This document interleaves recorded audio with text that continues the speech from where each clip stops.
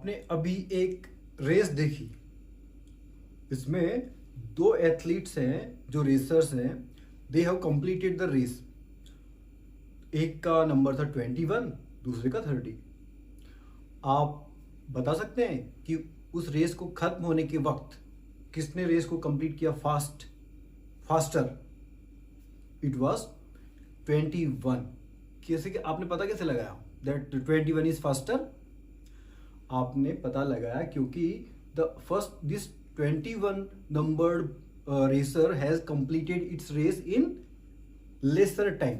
Distance तो बराबर होती है रेस में, लेकिन टाइम जिसने कम लिया उस डिस्टेंस को कवर करने में, that was the faster one. So the 21 numbered racer is winner of this race among this two. अगर इन दो की बात करें तो ओके।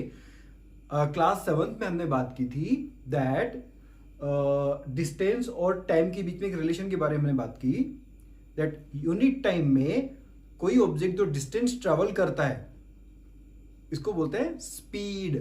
ठीक है, that the distance travelled in unit time is known as its speed. तो जिसकी स्पीड ज्यादा है वो फास्टर है, जिसकी स्पीड कम है वो स्लोअर है, जिसने कम टाइम में सेम डिस्टेंस को ट्रेवल कर लिया। Okay, that is faster. अब आप देखिए ये वाला शॉट। ओ, क्या हुआ? मैं तो बच गया। जब बच्चे ने बॉल को किक मारा, then the ball globed in the this goal post में आई, टकराने के पहले उसकी स्पीड कैसी थी? इट वॉज वेरी फास्ट ना। After striking to the net में टकराने के बाद में इसकी स्पीड कम हुई, ये वापस उधर गई है लेकिन कम हो गई है। स्पीड कम हुई, उसकी डायरेक्शन पहले तो वो नेट की तरफ आ रही है, गोल पोस्ट की तरफ आ रही है, उसके बाद में क्या हुआ, वो गोल पोस्ट से दूर जा रही है, मतलब उसकी डायरेक्शन चेंज हो गई है। तो डायरेक्शन हैज बीन चेंज्ड। दूसरा क्या हुआ, रिटर्न जब बॉल जा रही है, after some distance the ball has stopped. तो बॉल हैज बीन स्टॉप्ड, ये बॉल रुक गई है। पहले स्पीड ज्यादा थी, डायरेक्शन बदली, स्पीड कम हुई, after some time the ball has been stopped. तो कोई चीज फास्ट चलती है, कोई स्लो है, किसी में डायरेक्शन चेंज हो जाती है, किसी में डायरेक्शन स्लो हो जाती है। तो ये सब चेंजेस जो हमारे आसपास हैं, slow, fast, change in direction, कई बार डायरेक्शन चेंज होता भी नहीं है, कई बार चेंज डायरेक्शन में होता है। सो वो what is that which is doing all these changes? ये कौन करता है? इन सब के बारे में हम इस चैप्टर में बात करेंगे, जिसका नाम है फोर्स एंड प्रेशर। हम अपनी डेली लाइफ के कुछ एक्सपीरियंसेस के बारे में बात करते हैं जब हम अलग अलग तरह के फंक्शंस करते हैं।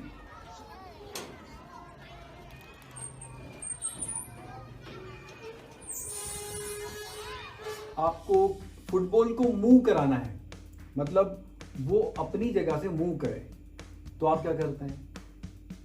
आपको इसी के अलावा कोई दूसरी बॉल की बात करें, आप कोई मान लो फुटबॉल की बात करें, फुटबॉल को फास्ट आपको मूव कराना है, तो आप क्या करते हैं? आप एक गोलकीपर हैं और तो आपको बॉल को रोकना है, तो आप क्या करोगे? इसी तरह से अगर आप एक क्रिकेट गेम खेल रहे हैं और आप फील्डर हैं, then you have to stop the ball. आपको बॉल को रोकना है, बैट्समैन ने हिट किया बॉल को, now you have to stop the ball, तो आप क्या करोगे? उसी तरह से अगर आप एक हॉकी प्लेयर हैं, तो आपकी तरफ बॉल आ रही है मूव करती हुई, तो आपने हॉकी की स्टिक से उस बॉल को हिट किया, फ्लिक किया।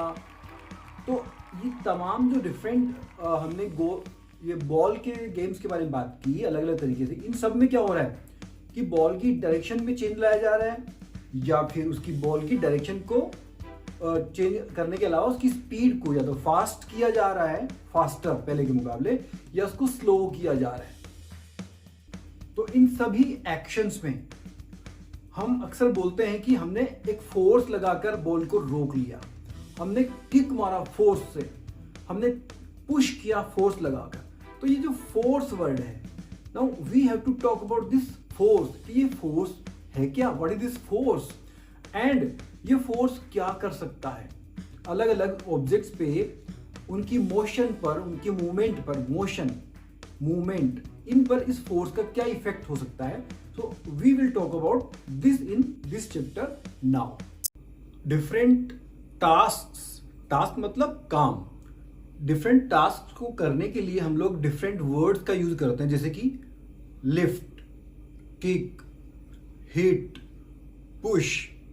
तो ये जो वर्ड्स हैं एक्शंस के अलग अलग वर्ड्स, क्या इन सभी वर्ड्स को किसी एक या दो या मोर वर्ड्स के द्वारा रिप्लेस किया जा सकता है क्या, मतलब इन वर्ड्स की जगह पे कोई ऐसे वर्ड्स भी हैं क्या जिनका इस्तेमाल इनकी जगह पे कर लें.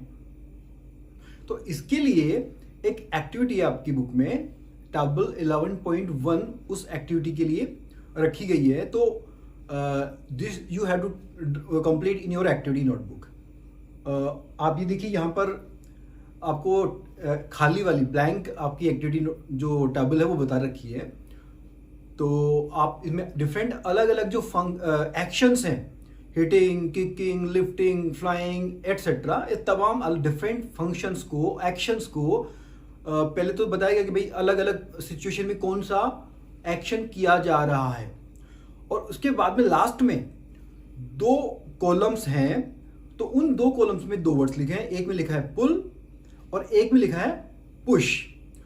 पुल या पुश, तो हर एक सिचुएशन के लिए जो अलग अलग जो एक्शंस किए जा सकते हैं, उन अलग अलग एक्शंस को क्या आप पुल, कोई ना कोई एक्शन उसमें कोई ऐसा है जो पुल को शामिल किया जा सकता है पुल के रूप में, कोई ऐसा एक्शन है उन सब में जो पुश के रूप में हो सकता है दोनों ही सिचुएशन भी हो, या तो पुल भी होती है, पुश भी होता है उसमें, या फिर दोनों में कम से कम या तो पुल होता है या पुश होता है. अच्छा, मैं पुल और पुश की बात कर रहा हूं. ये पुल और पुश का मतलब तो आप समझते होंगे. पुल मतलब खींचना, पुश मतलब धक्का देना. पुल अपनी तरफ खींचना, किसी ऑब्जेक्ट का अपनी तरफ खींचा जाना, इसको बोलते हैं पुल. और पुश का मतलब धक्का देना, दूर भेजना.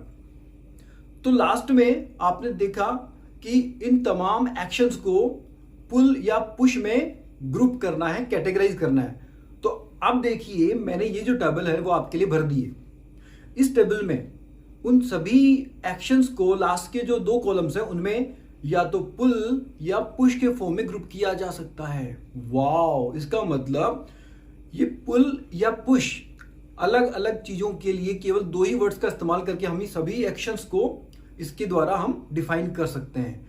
तो ये पुल और पुश जो अलग अलग ऑब्जेक्ट्स के लिए किए जा रहे हैं, अलग अलग एक्शंस के लिए, उन ऑब्जेक्ट्स को क्या करते हैं, या तो वो पुल कर रहे हैं या वो पुश कर रहे हैं. तो ये जो पुल और पुश है एक्शन अलग अलग तरह के, उन सभी एक्शंस को बोला जाता है फोर्स. FORCE. सो फोर्स क्या हुआ, ए पुल और ए पुश. किस पर, ऑन एन ऑब्जेक्ट, किसी न किसी ऑब्जेक्ट पर. ऑब्जेक्ट मतलब वस्तु. तो ए पुल और a push on an object is known as a force. तो फोर्स ही अलग अलग उसमें सिचुएशन में, मोशन में चेंज करता है, डायरेक्शन में चेंज कर रहा है. तो ये सब फोर्स का कमाल है. अब आप एक सिचुएशन के बारे में बात करिए. क्लास 6th में हमने बात की थी मैग्नेट के बारे में. So a magnet has 2 poles. Bar magnet की बात करें या किसी भी मैग्नेट की बात करें, सो बार मैग्नेट हमारे थोड़ा ज्यादा इजी होता है बात करने के लिए. सो 2 poles it is having. So जब 2 डिफरेंट बार मैग्नेट्स के अपोजिट पोल्स को, एक का N एक का S, नॉर्थ एक का साउथ, अगर लाए जाते हैं अपोजिट पोल्स, तो क्या होता है, दोनों एक दूसरे को अट्रैक्ट करते हैं. Opposite poles attract each other. और सेम पोल्स होंगे तो N होगा, S होगा. They will repel each other, repulsion होगा. अब हम क्या इस अट्रैक्शन या रिपल्शन, इन दोनों को भी क्या पुल या पुश में कैटेगराइज कर सकते हैं क्या? जब N और S मतलब अपोजिट पोल्स पास पास में आते हैं, एक बार मैग्नेट, 2 बार मैग्नेट्स के, सॉरी, तब क्या होगा, दोनों अट्रैक्ट करते हैं. अट्रैक्ट करते हैं मतलब पास पास आ रहे. तो ये क्या पुश या पुल हो सकता है? यस. ये क्या है, एक दूसरे की तरफ खींचना, मतलब पुल. यस. और अगर पोल्स सेम है, एन एन है या फिर एस एस है, तो क्या हुआ, तब दोनों में क्या हो रहा है, रिपल्शन हो रहा है, मतलब दूर दूर भेजना, तब वो क्या हो रहा है, पुश हो रहा है। तो देखो मैग्नेटिक जो फोर्स है वहां पर भी पुल या पुश हो रहा है, मतलब मैग्नेट का जो अट्रैक्शन और रिपल्शन का जो एक्शन है वो भी क्या है, एक फोर्स है। सो डिफरेंट फोर्सेस के बारे में हम इस चैप्टर में बात करेंगे। ये वाली एक्टिविटी आपको करनी है अपनी एक्टिविटी नोटबुक में। फोर्स की डेफिनेशन हमने पढ़ ली, समझ ली, तो मतलब पुश या पुल, तो इसको बोलेंगे एक फोर्स किसी भी ऑब्जेक्ट के ऊपर। तो फोर्स लगता अप्लाई कब होता है, लगता है मतलब इसको इंग्लिश में कैसे बोलते हैं, when does a force apply, एक फोर्स कब लगता है। तो इसको समझने के लिए 3 सिचुएशंस हैं, उनके बारे में बात करते हैं। यहाँ पे 3 फोटोग्राफ्स की बात करें। पहला फोटोग्राफ देखिए कि एक बंदा है, आप समझ लीजिए बुझो है, वो अपने पापा की कार में बैठे हैं, वो उसके पापा हैं, और वो कार के जस्ट पीछे स्टेशनरी खड़ा है। स्टेशनरी मतलब रुका हुआ है, कार भी रुकी हुई है, स्टेशनरी है, वो था स्टेशनरी, और उसने कार और उसके बीच में कोई कांटेक्ट नहीं है, कोई टच नहीं है, वो पीछे खड़ा है। तो क्या कार मूव करेगी क्या, सपोज कार खड़ी है, कार को पापा ने बोला कि वो इंजन खराब है, आप बेटा पीछे थोड़ा पुश कर दो, लेकिन जब तक वो पुश नहीं करता, कार को पास में आके उसको पुश नहीं करता, तब तक क्या कार मूव करती है, कार में मोशन होता है, नहीं होता।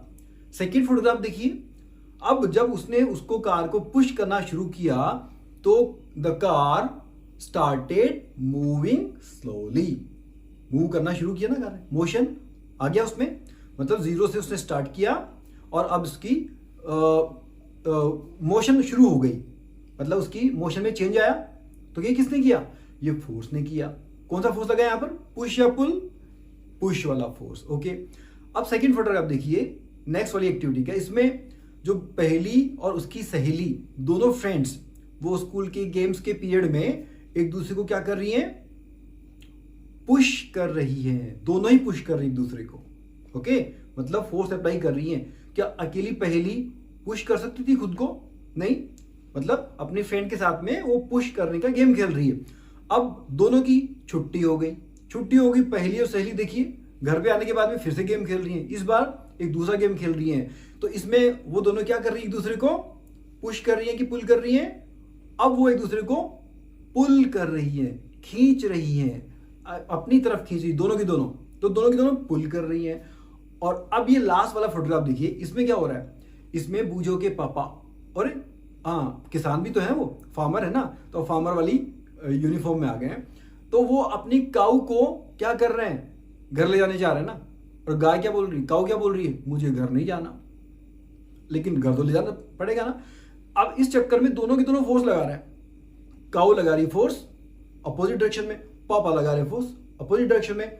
तो ये कौन सा फोर्स है, ये क्या पुश या पुल, दोनों में से कुछ है, यस, कौन सा है, दोनों ही फोर्स कौन सा लगा रहे हैं, दोनों की दोनों एक दूसरे को अपनी अपनी तरफ खींच रहे हैं, अपोजिट डायरेक्शन में खींच रहे हैं, तो वो क्या है, पुल। वाओ, अब ये देखिए इन तीनों ही एक्टिविटी से हमने क्या जाना कि जब तक दो ऑब्जेक्ट के बीच में कोई इंटरेक्शन नहीं हो, मतलब बूझो पीछे खड़ा है, उसके पापा की कार आगे खड़ी है, कार में मूवमेंट हुआ, मोशन आई, मोशन में चेंज आया, नथिंग, मोशन स्टेशनरी रही। मूवमेंट कब हुआ, जब उसने पुश किया। तो पहली बात तो कि दोनों के बीच में इंटरेक्शन होना जरूरी, और दूसरी बात कम से कम 2 ऑब्जेक्ट होने जरूर चाहिए। एक अकेला ऑब्जेक्ट कहीं मैं फोर्स लगा दूंगा क्या, फोर्स अप्लाई करने के लिए एटलीस्ट 2 ऑब्जेक्ट्स का होना जरूरी है। तो 2 बातें सीखी, क्या, at least 2 object should be there for applying a force, force लगाने के लिए 2 ऑब्जेक्ट्स का होना जरूरी है, और दूसरा there should be an interaction between the 2 objects, दोनों ऑब्जेक्ट्स के बीच में इंटरेक्शन होना जरूरी है। कई बार हम 2 मैग्नेट्स की बात करें तो वहां पर वो टच नहीं होगा, लेकिन एक अकेली मैग्नेट क्या मूवमेंट करेगी क्या, नहीं, जब तक उसके पास कोई दूसरी मैग्नेट आएगी डेफिनेटली बिना टच किए भी उनमें इंटरेक्शन हो जाता है। ठीक है, तो टच होना जरूरी नहीं इंटरेक्शन के लिए, लेकिन ऑब्जेक्ट का 2 का होना जरूरी है। आपने गेम खेला होगा कभी न कभी जिसका नाम है tug of war. Tug of war को हिंदी में बोलते हैं रस्सा कस्सी। एक रोप, रस्सी को दो अलग अलग टीम्स अपोजिट डायरेक्शन में पुल करती हैं। खेला आपने? नहीं खेला तो आप खेलिए और देखिए क्या होता है। दो टीम्स अपोजिट डायरेक्शन में पुल करती हैं, पुल एट द रोप। और कई बार तो ऐसा भी होता है कि जो रोप है, the rope does not move at all, बिल्कुल भी नहीं मूव करती है। ऐसा भी होता है ना, क्योंकि दोनों की दोनों टीम क्या कर रही हो सकती है कि वो दोनों फोर्स तो लगा रहे हैं, पुल तो कर रहे हैं, लेकिन दोनों इक्वली पुल कर रहे हैं, एक जैसे फोर्स लगा रहे हैं, दोनों बराबर फोर्स लगा रहे हैं। और अल्टीमेटली कौन जीतता है? वो टीम जीतती है विच पुल्स हार्डर, जो ज्यादा शक्ति से उसको पुल करती है। तो उन्होंने फोर्स लगाया ज्यादा, the force was more of that team, उस टीम ने ज्यादा फोर्स अप्लाई किया। जब हमने बात की कि रोप बिल्कुल भी मूव नहीं कर रही थी, दोनों जो फोर्सेस लग रहे थे दोनों डायरेक्शन में, वो कैसे थे? इक्वल। सेम ये सिचुएशन हमने बात की थी जब पहेली और सहेली दोनों अपने घर चले गए थे स्कूल से। तो उन्होंने कौन सा गेम खेला था? उसमें वो क्या कर रही थी किसी को? वो घूमने वाला। फोटोग्राफ देखिए क्या हो रहा है उसमें, वो दोनों एक दूसरे को क्या कर रही है? पुल कर रही हैं और गिर भी नहीं रही है। मतलब क्या हुआ? दोनों इक्वल फोर्स से पुल कर रही हैं। अगर मान लो किसी ने मजाक में ज्यादा फोर्स लगा दिया पुल करने में, ज्यादा हार्ड पुल कर दिया, क्या हो सकता है? वो दोनों की दोनों गिर सकती है। ओके, तो उसमें दोनों का फोर्स इक्वल है। अब एक सिचुएशन के बारे में देखिए, एक बॉक्स, फोटोग्राफ में देखिए एक बॉक्स है और आपको उसको पुश करना है। एक्चुअली बहुत डिफिकल्ट लग रहा है आपको, पुश नहीं कर पा रहे, आप बहुत परेशान हो गए। अब आपने अपने फ्रेंड को बुलाया, ठीक है, आपने फ्रेंड को बुलाया कि चलो यार इसको पुश करते हैं। पुश करना है मतलब अपने से दूर। तो दोनों ने फोर्स अप्लाई किया आपने, तो अब इजीली आपने दोनों ने मिलकर उसको पुश कर दिया। क्या हुआ ऐसा? पहला काफी डिफिकल्ट था पहली सिचुएशन में, अब इजीली आप लोगों ने दोनों ने उसको पुश कर दिया। ऐसा क्या हुआ? क्यों? क्योंकि दोनों ने एक ही डायरेक्शन से उस पर फोर्स अप्लाई किया। कौन सा वाला फोर्स अप्लाई किया आपने? उसको पुश किया। अब दूसरी सिचुएशन देखिए, आप उसी बॉक्स को, दूसरे फोटोग्राफ में उसी बॉक्स को, एक आप तो है एक डायरेक्शन में, दूसरा आपका फ्रेंड है वो अपोजिट डायरेक्शन में, उस पर फोर्स अप्लाई कर रहा है। कौन सा फोर्स? दोनों क्या कर रहे हैं? उसको पुश कर रहे हैं। तो क्या होगा? अगर दोनों ने इक्वल फोर्स लगाया तब तो क्या होगा? वो बॉक्स स्टेशनरी रहेगा एक ही जगह पर। और अगर एक ने ज्यादा फोर्स अप्लाई किया, जो ज्यादा बल्कि है, ज्यादा माइटी है, शक्तिशाली, तो वो ज्यादा फोर्स अप्लाई करेगा ना, पुश करेगा।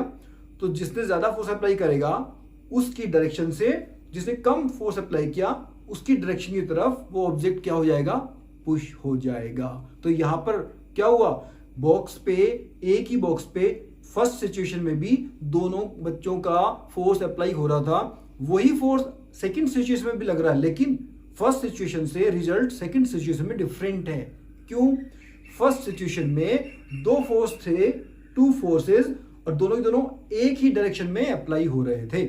लेकिन सेकंड सिचुएशन में फोर्सेस तो फिर से दो हैं, but both the forces are now in opposite directions. तो अपोजिट डायरेक्शन में दोनों फोर्सेस ने एक दूसरे को काट डाला और सेम डायरेक्शन में दोनों जुड़ गए। तो इस एक्टिविटी से हमने क्या जाना? That if two forces act on an object, एक ऑब्जेक्ट पे अगर दो फोर्स अप्लाई हो रहे हैं तो नेट फोर्स कैसे कैलकुलेट किया जाएगा? अगर दोनों फोर्सेस सेम डायरेक्शन में, जैसे हमने बॉक्स की बात की पहले, if the both forces are acting in the same direction, तब तो दोनों ऐड हो जाते हैं। ओके, और जब दोनों फोर्सेस डिफरेंट अपोजिट डायरेक्शन में एक्ट करते हैं तब फोर्सेस क्या हो जाते हैं? सबट्रैक्ट हो जाते हैं, दोनों का डिफरेंस। ग्रेविटेशनल फोर्स के बारे में आपने सुना होगा, न्यूटन एक साइंटिस्ट थे जिन्होंने सबसे में एप्पल के रिगार्ड में बताया कि एप्पल नीचे ही क्यों आया, तो उन्होंने बताया कि ग्रेविटी के कारण आया। तो ये ग्रेविटेशन फोर्स न्यूटन ने सबसे पहले उसके बारे में बताया। इसलिए न्यूटन को ऑनर देने के लिए, सम्मान देने के लिए, कि फोर्स की यूनिट है उसको तो रखा गया है न्यूटन, मतलब न्यूटन का नाम अमर हो गया। जब भी फोर्स की बात करेंगे न्यूटन की बात करेंगे। दूसरी बात उसके सिंबल की, तो न्यूटन जो यूनिट है उसका सिंबल क्या होता है, जैसे हम बात करें ऑक्सीजन का सिंबल O, उसी तरह से न्यूटन का सिंबल, उसका जो फर्स्ट लेटर है ना, तो वो है कैपिटल N। तो अब हम बात करें कि मान लो एक ऑब्जेक्ट है, जो बॉक्स की हम बात कर रहे थे, उस बॉक्स पे आपने जो फोर्स अप्लाई किया, आपने मान लीजिए वो उस पे लगाया 10 न्यूटन फोर्स, ठीक है। और आपके फ्रेंड है उनका भी, उन्होंने भी फोर्स कितना अप्लाई किया, 10 न्यूटन फोर्स, ठीक है। सो दोनों का फोर्स जब सेम डायरेक्शन में लगा रहे हैं तो 10 प्लस 10 न्यूटन, तो ये दोनों एक ही बॉक्स पर अप्लाई कर रहे हैं फोर्स, तो नेट फोर्स इस बॉक्स पर जो नेट फोर्स हो गया वो कितना हो गया, 20 न्यूटन। Very good. अब हम बात करें कि वही object but the forces are acting in opposite direction. Box तो वही है, अब इस पे बॉक्स पे अप्लाई करने वाले फोर्स अपोजिट डायरेक्शन में है और दोनों फोर्स वही है, एक 10 न्यूटन दूसरा भी 10 न्यूटन। अब देखिए क्या होगा रिजल्ट, क्योंकि दोनों अपोजिट डायरेक्शन में है तो दोनों एक दूसरे को सब्ट्रैक्ट कर देंगे, दोनों का डिफरेंस होगा, वो होगा नेट रिजल्ट। नेट फोर्स कितना उस बॉक्स पे लग रहा है। तो इस बार क्या होगा, हमने बात की जैसे कि दोनों ने फोर्स अप्लाई किया सेम है, 10 न्यूटन, तो बॉक्स वहीं रुका रहेगा। तो मतलब 10 newton minus 10 newton is equal to कितना हुआ, 0। मतलब उस बॉक्स पे जिसपे दोनों फ्रेंड्स अपोजिट डायरेक्शन में फोर्स लगा रहे हैं, फोर्स तो लग रहा है उस पर, लेकिन नेट फोर्स उस पे, उस ऑब्जेक्ट के मोशन में कुछ चेंज आया नहीं आया, तो उसके मोशन में कोई चेंज नहीं आया, इसका मतलब नेट फोर्स कितना लग रहा है, 0। तो ये नेट फोर्स की मैं बात कर रहा हूं। तो दो वर्ड्स आपने पढ़े होंगे, नहीं पढ़े तो अब पढ़ लीजिए, सुन लीजिए। एक है ग्रोस, GROSS, एक होता है नेट, NET। नेट का एक और भी वर्ड इस्तेमाल किया जाता है उसकी जगह पे, उसको बोलते हैं रिजल्टेंट, मतलब टोटल परिणाम, रिजल्ट वाला। तो ग्रोस की बात करेंगे तो पहला जो बॉक्स था जिसपे दोनों फ्रेंड्स अप्लाई कर रहे हैं सेम डायरेक्शन में, तो 10 प्लस 10 हो गया 20 न्यूटन फोर्स। तो उसमें टोटल जो फोर्स लग रहा था, टोटल फोर्स कितना लगा, दो दोस्त लगा रहे हैं, टोटल कितना फोर्स हुआ है, 20 न्यूटन। तो उस पर ग्रोस जो फोर्स है वो 20 न्यूटन ही है, और क्योंकि एक ही डायरेक्शन में लगा रहे हैं तो रिजल्टेंट फोर्स या नेट फोर्स वो भी कितना है, 20 न्यूटन। सेकेंड सिचुएशन में क्या हुआ, डायरेक्शन चेंज हो गई, तो फोर्स तो अभी भी लग रहा है उस बॉक्स पे, कितना, 10 प्लस 10 न्यूटन, मतलब 20 न्यूटन, लेकिन वो तो ग्रोस है। रिजल्ट क्या हो रहा है, रिजल्ट क्या देखा हमने, रिजल्ट तो मूवमेंट हो भी नहीं रहा है, मोशन हो ही नहीं रही है, ऑब्जेक्ट वो बॉक्स एक ही जगह रुका हुआ है। इसका मतलब उस पर नेट फोर्स, रिजल्टेंट फोर्स कितना लग रहा है, 0, क्योंकि 10 माइनस 10 न्यूटन हो गया है, इक्वल टू 0 हो गया है। तो रिजल्टेंट फोर्स आपने समझ लिया। अब मान लीजिए कि एक जो फ्रेंड है वो लगा रहा है 12 न्यूटन, ओके, आपने लगाया 10 न्यूटन, फ्रेंड लगाया 12 न्यूटन। तो एक फोर्स हाई ज्यादा बड़ा हो गया, लार्ज हो गया, और आपका फोर्स स्मॉल हो गया। तो अब क्या होगा, रिजल्टेंट फोर्स क्या होगा, 2 न्यूटन। अगर दोनों अपोजिट डायरेक्शन में लगा रहे हैं, 10N प्लस 12N एक ही डायरेक्शन में लगा रहे हैं, तब कितना हो जाएगा, 22 न्यूटन। अगर अपोजिट डायरेक्शन में लगा रहे हैं तो 10 न्यूटन छोटा है, 12 न्यूटन बड़ा है, तो क्या होगा, resultant force 12 newton minus 10 newton is equal to 2 newton. और डायरेक्शन भी बतानी पड़ेगी ना इसमें, आपका फ्रेंड है उसका फोर्स है ज्यादा, बड़ा है, लार्ज फोर्स है, तो उसकी तरफ से आपकी तरफ, तो हमें दो चीजें बतानी पड़ी। पहला क्या, फोर्स कितना है, ठीक है, और उसकी डायरेक्शन कितनी है। तो फोर्स के मामले में कितना फोर्स है, मान लीजिए कि दोनों का इक्वल फोर्स था, एक डायरेक्शन में लगा है तो 20 न्यूटन, तो 20 कैपिटल N ये उस पर नेट फोर्स लग रहा है, और डायरेक्शन भी बतानी पड़ेगी कि ये वही राइट टू लेफ्ट जा रहा है। अब हमने सेकंड सिचुएशन में क्या बात की, हमने बात की कि एक का फोर्स ज्यादा लग रहा है, एक 12 न्यूटन लगाता है, तो इसमें जो हमें पता कैसे लगेगा कि एक का फोर्स ज्यादा है, हमने बोला कि एक फोर्स लगाता है 12 न्यूटन, एक लगाता है 10 न्यूटन, तो दो फोर्सेस हमारे पास हैं, 12 न्यूटन 10 न्यूटन। हम कैसे जानते कौन सा बड़ा है, हमने सिंपल से देखा जो नंबर है ना 12, उसको देख के बता दिया कि 12 न्यूटन इज हायर, ज्यादा बड़ा है, लार्जर है, ओके। तो ये जो 12 है, जो 10 है, जिसको हम देख के बताते हैं कि वो फोर्स लार्ज है या स्मॉल है, इसको बोलते हैं उसका मैग्नीट्यूड। मैग्नीट्यूड, तो मैग्नीट्यूड क्या बताता है? वो ये बताता है if the force is large और if the force is small. तो ये कंपेयर करने में काम आता है। तो मैग्नीट्यूड के बारे में आपने समझा, और फोर्स के लिए हमें उसकी यूनिट समझी आपने, और उसका सिंबल आपने समझ लिया, और कैसे कैलकुलेशन हम करते हैं फोर्स के रिगार्ड में, ये आपने बात समझी। एक्चुअली किसी एक ऑब्जेक्ट पे एक ही बार में एक से ज्यादा 2, 3, 4, 5 ऑब्जेक्ट जो फोर्स है वो भी अप्लाई हो सकते हैं, लेकिन जो इफेक्ट होता है उस ऑब्जेक्ट के ऊपर वो किसके कारण होता है? वो नेट फोर्स कितना है, उस नेट फोर्स के कारण उस पर जो इफेक्ट दिखता है, मोशन हो रही है नहीं हो रही है, तो उस नेट फोर्स के कारण हमें दिखता है। जैसे हम बात करें कि दोनों फोर्स लगा रहे, दो दोस्त लगा रहे फोर्स एक बॉक्स के ऊपर और एक ही डायरेक्शन में लगा रहे, लेकिन मूव नहीं हो रहा है। इसका मतलब क्या हुआ कि दोनों का फोर्स तो काफी है, लेकिन कुछ और फोर्स भी लग रहा है उसके ऊपर, उस बॉक्स पर, जिसके कारण वो मूव नहीं हो पा रहा है। ओके, तो जो नेट फोर्स है उसके कारण हमें इफेक्ट दिखता है। तो एक ऑब्जेक्ट पर एक ही बार में कई सारे फोर्सेस अप्लाई हो सकते हैं। फुटबॉल की गेम में आपने पेनल्टी किक का नाम सुना होगा, हो सकता है आपने खेला भी होगा और आपने पेनल्टी किक लिया भी होगा। तो पेनल्टी किक में क्या होता है? एक होता है शूटर जो बॉल को हिट करता है, किक मारता है व्हाटएवर, और दूसरा होता है गोलकीपर जो गोल पोस्ट पे खड़ा होता है गोल होने से रोकने के लिए।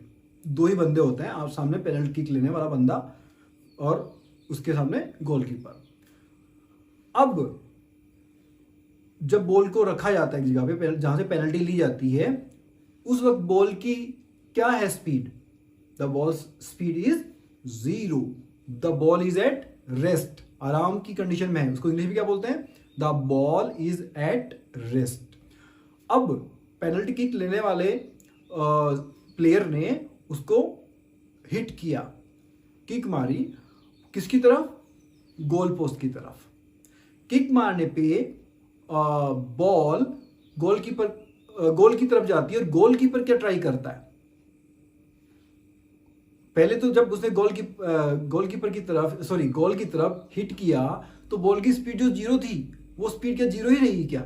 नहीं, वो स्पीड बढ़ गई है, इंक्रीज हो गई है। तो एक फोर्स लगाया गया, ठीक है, हिट किया बॉल को, किक मारी गई, तो फोर्स ने क्या कर दिया? उसकी स्पीड को चेंज कर दिया। इंक्रीज हुई कि कम हुई? 0 तो ऑलरेडी थी ना, तो इंक्रीज हो गई। अब गोलकीपर ने क्या किया? बॉल को गोल पोस्ट में ना जाने के लिए क्या कर सकता है गोलकीपर? 2 काम कर सकता है। या तो उस बॉल को डिफ्लेक्ट कर सकता है, मतलब गोल पोस्ट में ना चली जाए, वो कहीं और चली जाए, बाहर चली जाए। डिफ्लेक्ट मतलब डायरेक्शन में चेंज कर देना। या फिर क्या कर सकता है? या वो उसको होल्ड कर ले, रोक ले, स्टॉप कर ले बॉल को। तो बॉल को स्टॉप कर लिया गोलकीपर ने, गोल नहीं हुआ। बॉल की स्पीड का क्या हुआ बताइए? बॉल की स्पीड होगी वापस से 0, मतलब स्पीड फिर से चेंज हो गई ना। तो एक फोर्स क्या कर सकता है? वो स्पीड को चेंज कर सकता है। So what A force can do? पहला काम क्या कर सकता है वो? The force can change the speed of an object. ठीक है, पहले 0 थी, बाद में बढ़ी, उसके बाद में वापस 0 हो गई। ठीक है, तो स्पीड चेंज कर सकता है। तो स्पीड चेंज करने के लिए या तो इंक्रीज हो सकती है या डिक्रीज हो सकती है। इंक्रीज कब होगी? when the force is applied in the direction of the object's motion। Object के मोशन की डायरेक्शन में ही अगर फोर्स अप्लाई लगाया जाता है, किया जाता है, तब तो उसकी स्पीड बढ़ जाएगी। जिधर बॉल जा रही है उधर ही अगर हिट करेंगे तो स्पीड बढ़ेगी, और अगर उसके अपोजिट डायरेक्शन में फोर्स अप्लाई करेंगे तो then the speed will be decreased. तो पहली बात कि फोर्स क्या कर सकता है? The force can change the speed of an object. कोई ऑब्जेक्ट एट रेस्ट है, उसको मोशन में ला सकता है, उसकी स्पीड बढ़ा सकता है फोर्स, और जो कोई फोर्स ऑब्जेक्ट ऑलरेडी मोशन में है उसको फोर्स लगाकर उसको स्पीड को 0 भी कर सकते हैं, डिक्रीज भी कर सकते हैं। In the game of cricket batsman ने बल्ला घुमाया, बॉल पे हिट किया और बॉल गई छक्के के लिए, 6। क्या हुआ? बॉल की डायरेक्शन में कुछ चेंज आया ना? क्या? बॉल आई थी बॉलर की तरफ से और उसको हिट करके बाउंड्री के क्रॉस कर दिया, डायरेक्शन चेंज हो गई। अच्छा, स्पीड चेंज हुई। पहले तो बॉल जिस स्पीड से आई थी उस स्पीड से नहीं गई होगी, कम ज़्यादा स्पीड से गई ना, तो स्पीड में चेंज किया किसने? बैट्समैन के बैट के द्वारा जो फोर्स अप्लाई हुआ।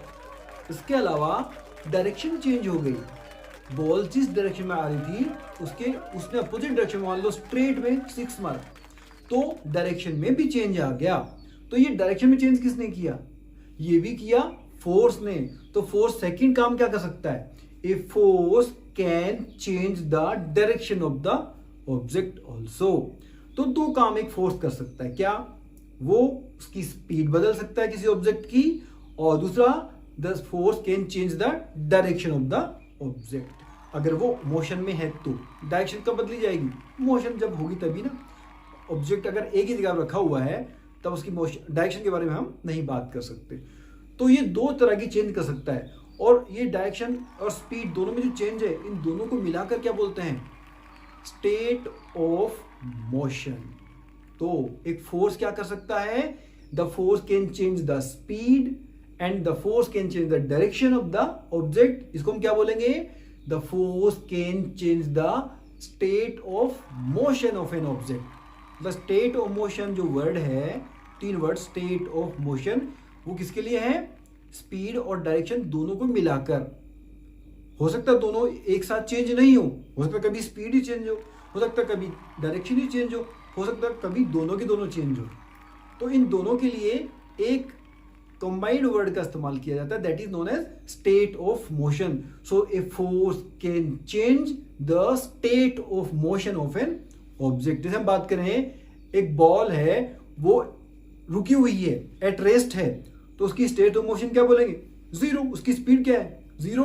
तो उसकी स्टेट ऑफ मोशन को बोलते हैं स्टेट ऑफ रेस्ट। और जब वो मूव करना शुरू करेगी तब उसको बोलेंगे स्टेट ऑफ मोशन। तो स्टेट ऑफ मोशन में चेंज कर सकता है ए फोर्स। तो इसका मतलब क्या हुआ कि ए force can always change the speed and direction of an object. हमेशा वो किसी ऑब्जेक्ट की स्पीड और डायरेक्शन को चेंज करेगा, मतलब स्टेट ऑफ मोशन को चेंज करेगा। हमने पहले भी बात की थी, एक बॉक्स है, suppose a heavy box is there, भारी बॉक्स है, बड़ा भारी बॉक्स है, और आप उस पर फोर्स अप्लाई कर रहे हो, और वो फोर्स अप्लाई करने के बाद भी उस बॉक्स की पोजीशन में कोई चेंज नहीं आ रहा है। आप उसकी स्टेट ऑफ रेस्ट को स्टेट ऑफ मोशन में नहीं ला पा रहे हो। आपने खूब फोर्स लगाया, आपने पूरी फोर्स लगा दी, पूरी शक्ति लगा दी, but still the object is at rest. तो क्या हुआ? मतलब आपने फोर्स लगाया तो भी वो मूव क्यों नहीं कर पा रहा है? हो सकता है उस पर कोई दूसरा फोर्स लग रहा होगा। ठीक है, हमने बात की नेट फोर्स के बारे में, रिजल्टेंट फोर्स के बारे में। तो उस पर रिजल्टेंट फोर्स एक्चुअली कोई दूसरा है, उसके कारण वो हम उसको मूव नहीं करा पा रहे। तो हमेशा a force always can not change the state of motion of an object. ये आपको याद रखना, हमेशा चेंज नहीं कर सकता। सेकेंड टेबल आ गई है एक्टिविटी वाली। इस एक्टिविटी में आपको क्या करना है? 4 सिचुएशन दे रखी है इसमें। ये चारों सिचुएशन जो दे रखी है, इनमें अलग अलग सिचुएशन में देखना है कि फोर्स क्या कर सकता है। वैसे हमने दो चीजें पढ़ ली कि फोर्स क्या कर सकता है, स्पीड में चेंज कर सकता है और डायरेक्शन में चेंज कर सकता है, जिनको मिलाकर क्या बोलते हैं? स्टेट ऑफ मोशन में चेंज कर सकता है।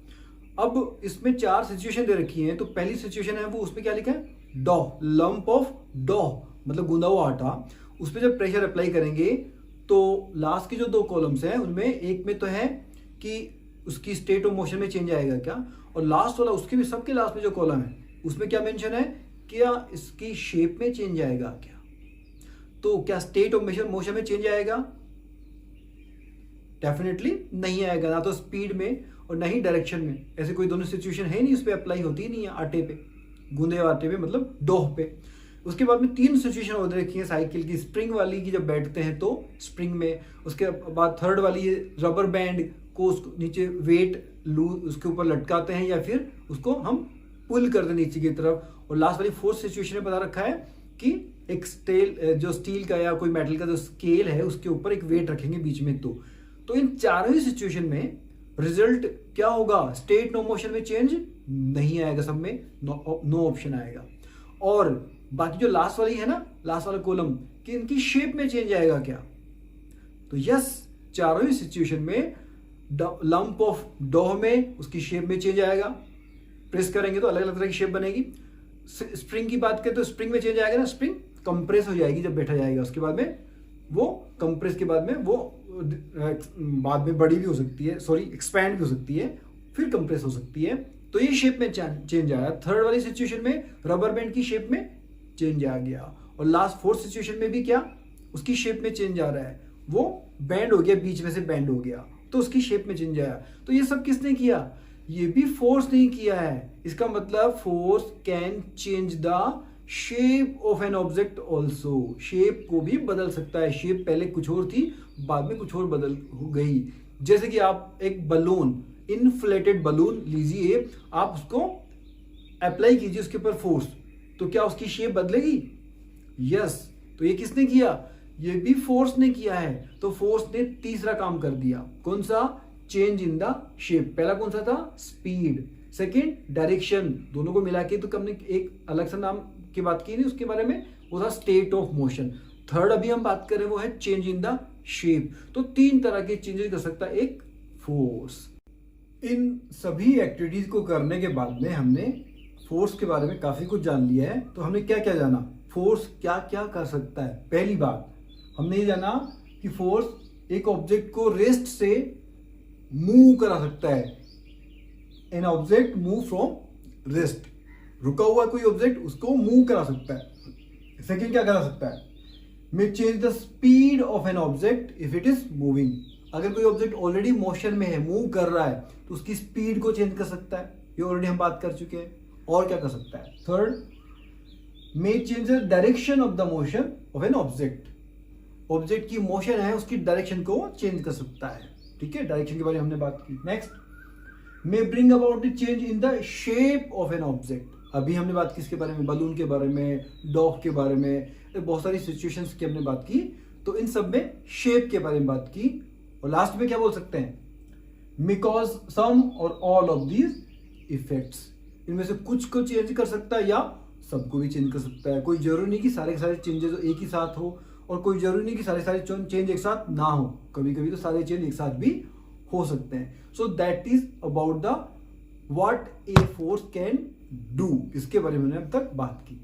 हमने बात की कि फोर्स कोई एक या ज्यादा इफेक्ट भी ला सकता है, चेंज कर सकता है, लेकिन इसके साथ ही हमें we have to remember another thing that without a force, बिना किसी फोर्स के कोई भी चेंज नहीं आ सकता। फोर्स होगा तभी चेंज होगा। अपने आप ही डायरेक्शन में चेंज आ जाए, that is also not possible. उसके पीछे भी कोई फोर्स अप्लाई हुआ है।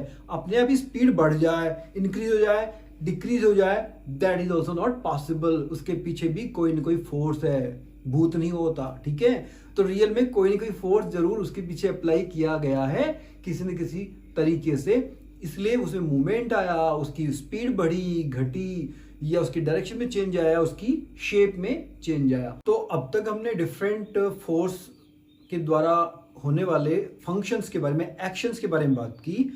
अब हमें ये बात करनी कि ये फोर्सेस है वो कौन से टाइप्स के होते हैं, टाइप्स ऑफ फोर्सेस। तो फोर्स के टाइप्स कौन कौन से होते हैं इसके बारे में बात करें तो ये होते हैं दो।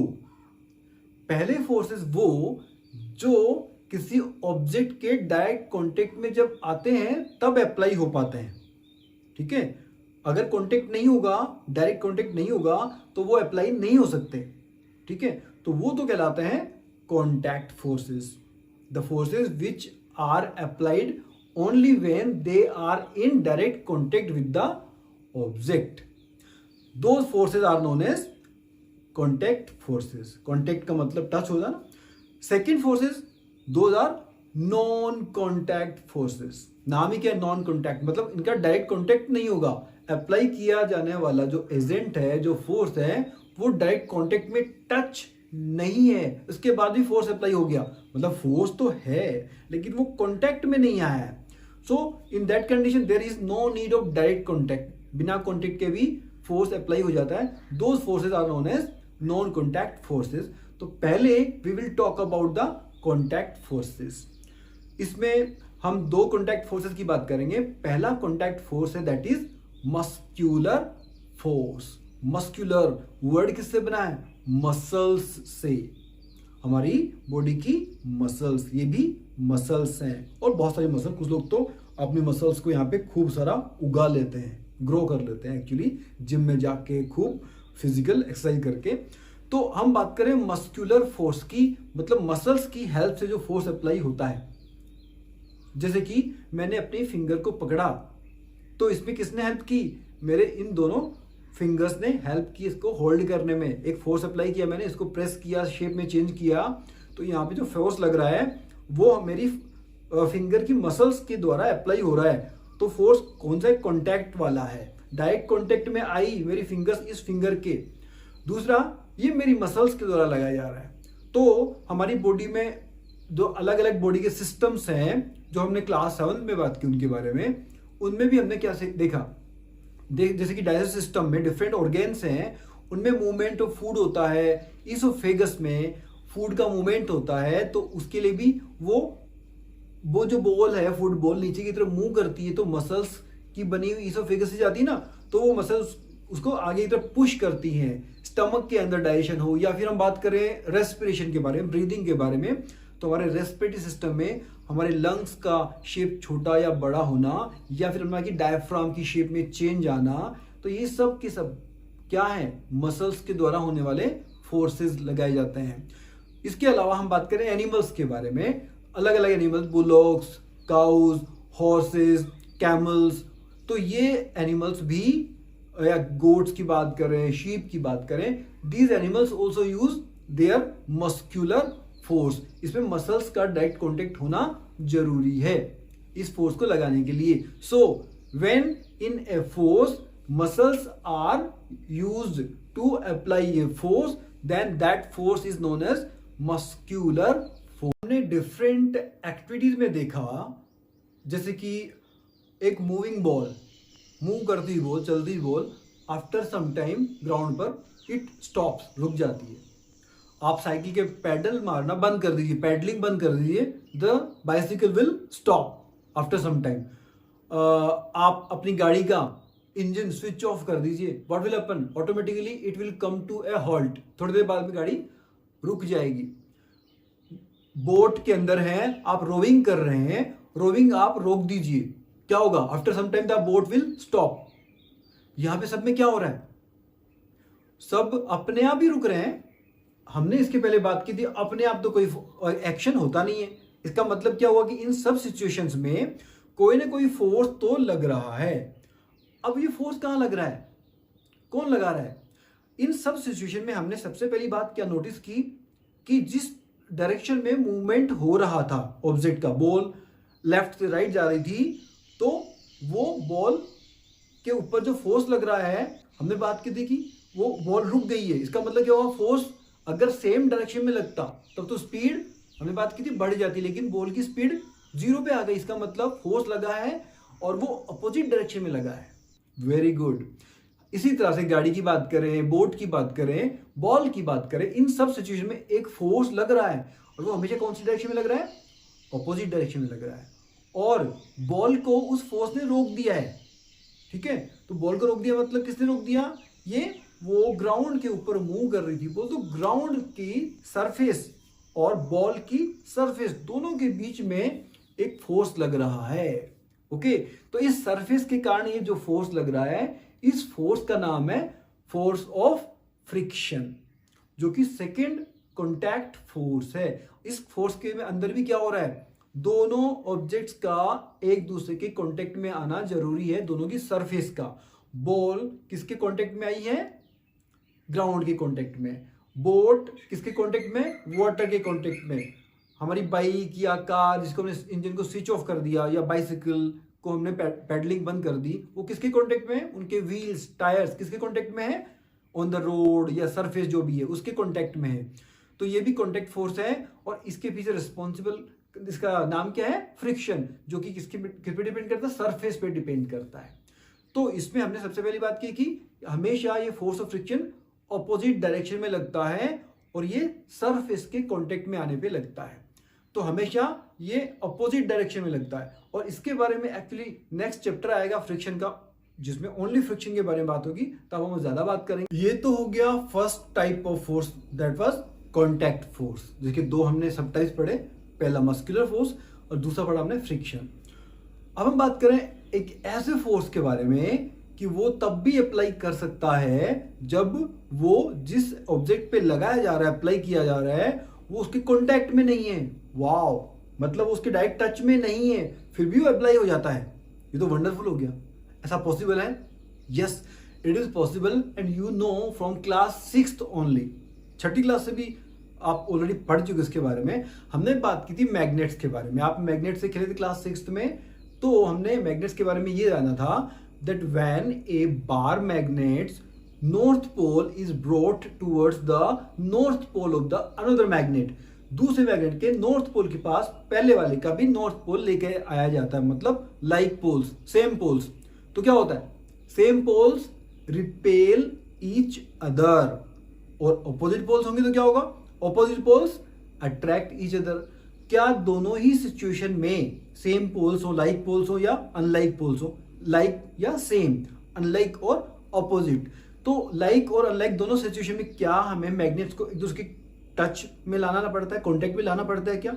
नो, वो तो डिस्टेंस से ही इंटरेक्ट कर लेती हैं। तो ये जो फोर्स अप्लाई किया जा रहा है एक मैग्नेट के द्वारा दूसरी मैग्नेट पर, या हो सकता है ये एक मैग्नेट किसी मैग्नेटिक मटेरियल के ऊपर भी इंटरेक्ट करे, तो उसके लिए भी कांटेक्ट में आना जरूरी नहीं है। जैसे कि आयरन का कोई ऑब्जेक्ट होगा तो उसको भी एक डिस्टेंस से ही वो अट्रैक्ट कर सकती है। So this force which is applied by the magnets is known as magnetic force. और ये कौन सा फोर्स है, कॉन्टैक्ट है कि नॉन कॉन्टैक्ट? ये है नॉन कॉन्टैक्ट फोर्स, क्योंकि इसमें डायरेक्टली टच नहीं है। जो फोर्स अप्लाई कर रहा है एजेंट वो ऑब्जेक्ट के कांटेक्ट में नहीं है। So this is non contact force number 1। Activity time. आपको एक एक्टिविटी करनी है। ये जो फोर्स की बात करने वाले हैं इसको जानने के लिए आपको क्या करना है, आपको लेनी है एक प्लास्टिक स्ट्रॉ, जिससे कि आप जूस, कोल्ड ड्रिंक्स को सक कर दें।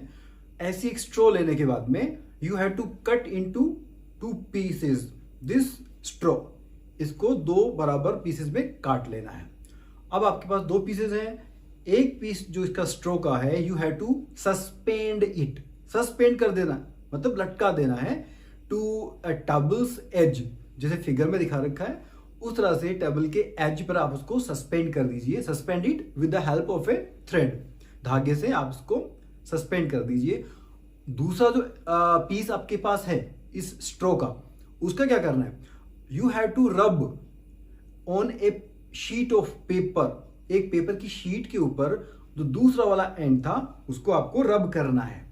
रब करने के बाद में आपने जो होल्ड करके रखा था उस एंड को रब नहीं करना, जो दूसरा पार्ट उसका जो था जिसको आपने रब किया वो एंड, उसको क्या करना है, आपको उस एंड को जो टेबल के एज के पास आपने सस्पेंड जिसको फर्स्ट वाले पार्ट को करके रखा है उसके नीचे वाले एंड के पास लेकर आना है। इस जो सेकंड पार्ट जो कटा हुआ अलग था उसके रब्ड पार्ट को, रब किए हुए पार्ट को किस पे रब किया आपने, पेपर की शीट पर। आप उसके पास लेके जाइए। समथिंग हैपेंड, कुछ हुआ। क्या हुआ, ऑब्जर्वेशन में आपने क्या देखा कि जो दोनों के दोनों एंड थे वो आपस में अट्रैक्ट हुए। और खास बात ये कि जब आप उसके पास लेकर गए, हमने ये बात की कि पास लेकर गए, आपने टच नहीं किया, ये वाले एंड को उस वाले एंड से टच नहीं किया, दूर से तो भी दोनों एक दूसरे को अट्रैक्ट कर लेते, जैसे कि मैग्नेट करती ना अपोजिट पोल्स, उस तरह से दूर से अट्रैक्ट कर लिया। वाओ। अब आपको क्या करना है, चेंज। क्या करना, चेंज। जो आपने सस्पेंड करके रखा है पहला वाला पार्ट, इस जो स्ट्रॉ थी उसका जो नीचे वाला एंड है ना उसको भी आपको एक पेपर की शीट पे रब करना है। काफी देर रब करने के बाद में अब जो सेकंड पार्ट पहले जो रब करके बाहर जो आपने लटकाया नहीं था उसको भी, और फर्स्ट वाला जो है आपने एज पे हैंग करके रखा, सस्पेंड करके रखा है, अब दोनों के पास लेकर आइए। वाह, मतलब उसको जो सस्पेंडेड पार्ट है उसको रब करने के बाद में वहीं सस्पेंड कर दीजिए फिर से, और जो सेकंड वाला पार्ट जो रब करके रखा है उसको भी, अब दोनों को आपने रब किया है, अब उसके पास में लेके जाइए। फिर से टच नहीं करना है, दूर से ही।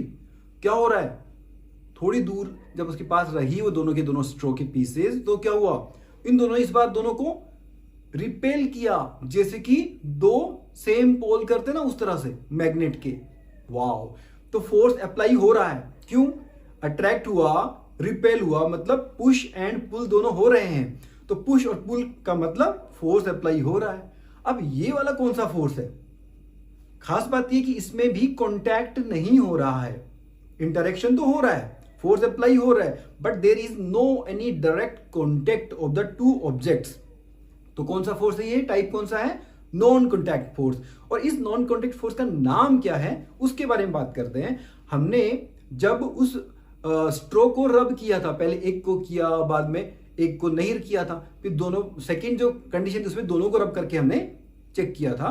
तो जब रब करते हैं किसी ऑब्जेक्ट के अंदर, क्या होता है? उसके अंदर एक इलेक्ट्रोस्टैटिक चार्ज इकट्ठा हो जाता है।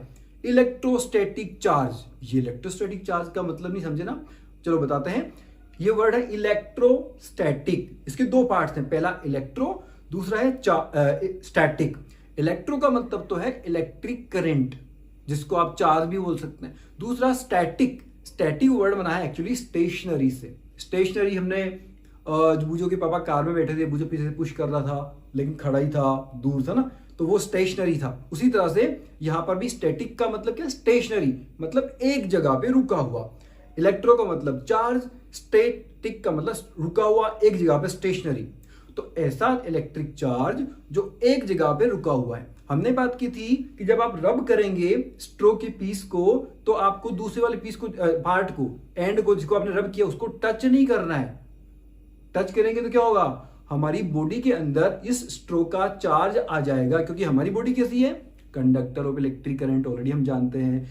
इसलिए वो चार्ज तब तक उसके अंदर रहेगा, स्ट्रोक के अंदर। स्ट्रोक किसकी बनी है? इंसुलेटर है ना, तो उसके अंदर चार्ज कब तक रहेगा? जब तक उसको कोई कंडक्टर उसके कांटेक्ट में नहीं आता है, तो तब तक वो उसके अंदर ही रहेगा। तो चार्ज स्टैटिक रहेगा, स्टेशनरी रहेगा, रुका रहेगा।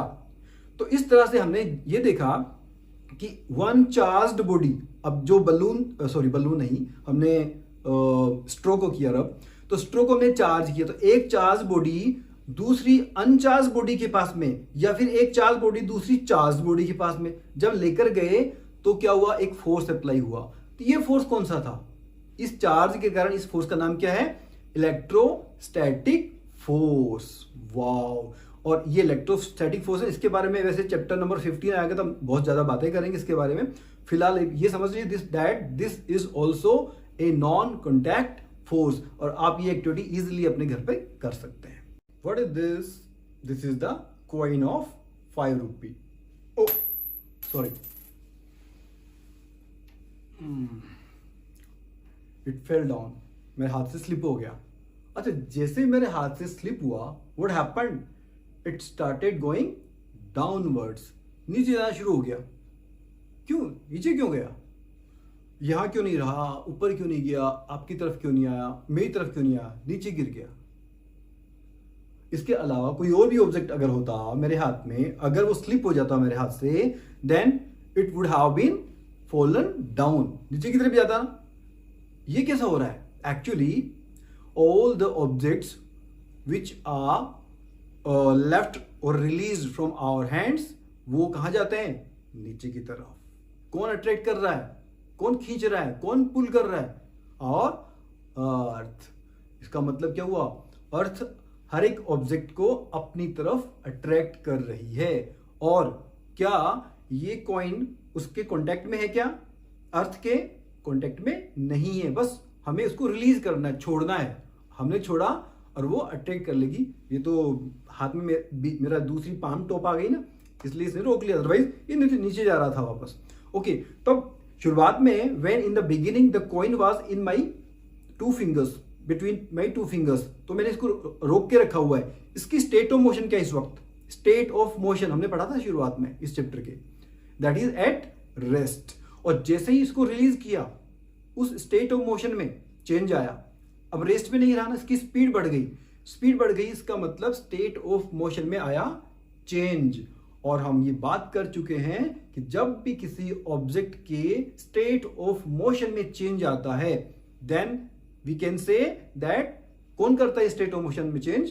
केवल एक फोर्स कर सकता है। इसका मतलब यहां पर एक फोर्स है। इस कॉइन की स्टेट ऑफ मोशन में चेंज आया तो इसके लिए रिस्पॉन्सिबल एक फोर्स है, और वो फोर्स कौन सा है? जो अर्थ इसके ऊपर लगा रही है, और ये केवल अट्रैक्शन वाला फोर्स होता है। हमने बात की मैग्नेटिक फोर्स के बारे में, वो नॉन कॉन्टेक्ट फोर्स तो था, लेकिन उसमें अट्रैक्शन भी है रिपल्शन भी है। इसके पहले वाला जस्ट हमने सेकंड पढ़ा इलेक्ट्रोस्टैटिक फोर्स, उसमें भी अट्रैक्शन भी होता है रिपल्शन भी होता है। लेकिन थर्ड जो ग्रेविटेशनल फोर्स हम पढ़ रहे हैं, इस फोर्स का नाम है ग्रेविटेशनल फोर्स या ग्रेविटी या फोर्स ऑफ ग्रेविटी, तीनों नाम है। तो this force is only actually attraction, attraction ही होता है, इसमें रिपल्शन नहीं होता है। और आपको खास बात बताएं, हमारा जो यूनिवर्स है, ब्रह्मांड यूनिवर्स, इसमें केवल अपनी जो अर्थ एक प्लैनेट के फॉर्म में प्रेजेंट है, केवल इसी के ऊपर ग्रेविटी नहीं है। Every object in this universe is having its own gravitational force. हाँ, किसी की ग्रेविटी कम है, किसी की ग्रेविटी ज्यादा है। अगर हम बात करें कि कोई एक ऐसा प्लेनेट जहां पे ग्रेविटी अर्थ के मुकाबले ज्यादा हो, तो मतलब वहां पे चीजों को वो प्लेनेट अपनी तरफ ज्यादा तेजी से अट्रैक्ट करेगा। इसका मतलब क्या होगा? वहां पर मैं जाऊंगा, मेरा वेट वहां पे क्या होगा? बढ़ जाएगा। वाह, ज्यादा अट्रैक्ट करेगा तो वेट बढ़ जाएगा। तो वो तो दूसरी बात है, आप हायर क्लास में इसके बारे में पढ़ेंगे, 9th क्लास से शुरू हो जाएगा इसके बारे में आपको स्टडी करने के लिए। फिलहाल हम बात कर रहे हैं that this third force is also non contact force. आपको एक आयरन नेल, लोहे की कील, उसको पुश करना है एक वुडन प्लैंक में, लकड़ी के फट्टे में, वुडन प्लैंक में। अब आयरन नेल के दो एंड्स होते हैं, एक होता है उसका हेड और दूसरा होता है उसका पॉइंट, दूसरा वाला एंड पॉइंटेड एंड, जो पॉइंट होता है उस पर। हेड वाला पोर्शन आपने देखा गोल मटोल होता है, बड़ा होता है, और जो दूसरा वाला एंड होता है पूंछ वाला, जो कि काफी छोटा होता है, पॉइंट जैसा। तो इसका जो हेड है, जो कि बड़ा सा दिख रहा है आपको, ये देखिए यहां पर, अगर इसका इस्तेमाल, इसको आप एंटर कराना चाहेंगे वुडन प्लैंक में, हैमर करेंगे, मतलब इसको रखेंगे वुड की तरफ, तो क्या इसको आप उसके अंदर पुश कर पाएंगे? Would you be able in that? नहीं कर पाएंगे ना। अब क्या करेंगे? तो आप कैसे कर पाएंगे अब इसको उसके अंदर पुश वुडन प्लैंक में? आप इसकी डायरेक्शन को चेंज कर देंगे। You will use the pointed and towards the wooden plank. Wooden plank की तरफ, आपने वुडन प्लैंक की तरफ किसको रखा? पॉइंटेड एंड को। अब देखिए, अब वो उसके अंदर चला जाएगा। आयरन नेल इस बार वुडन प्लैंक के अंदर पुश हो जाती है। वाओ। इसी तरह से एक एग्जांपल की और बात करते हैं। वेजिटेबल्स को, फ्रूट्स को कट करने के लिए यू यूज नाइफ्स, चाकू इस्तेमाल करते हैं। If you will use knife with blunt end, blunt edge, भोंटा हो गया है, जिसकी धार है वो खराब हो गई है, तो क्या आप इजीली कट कर पाएंगे? या फिर आप एक शार्प एज वाले नाइफ का इस्तेमाल करेंगे, तब आप इजीली वेजिटेबल्स को एंड फ्रूट्स को कट कर पाएंगे? Simply you can say that the sharp ended, sharp edged knife will be here good at the work. वो ज्यादा इजीली अपना काम कर पाएगा। तो ये आयरन नेल और नाइफ दोनों के एग्जाम्पल में आपने क्या देखा? काम ज्यादा इजी, टास्क इजियर ज्यादा कब हो रहा था?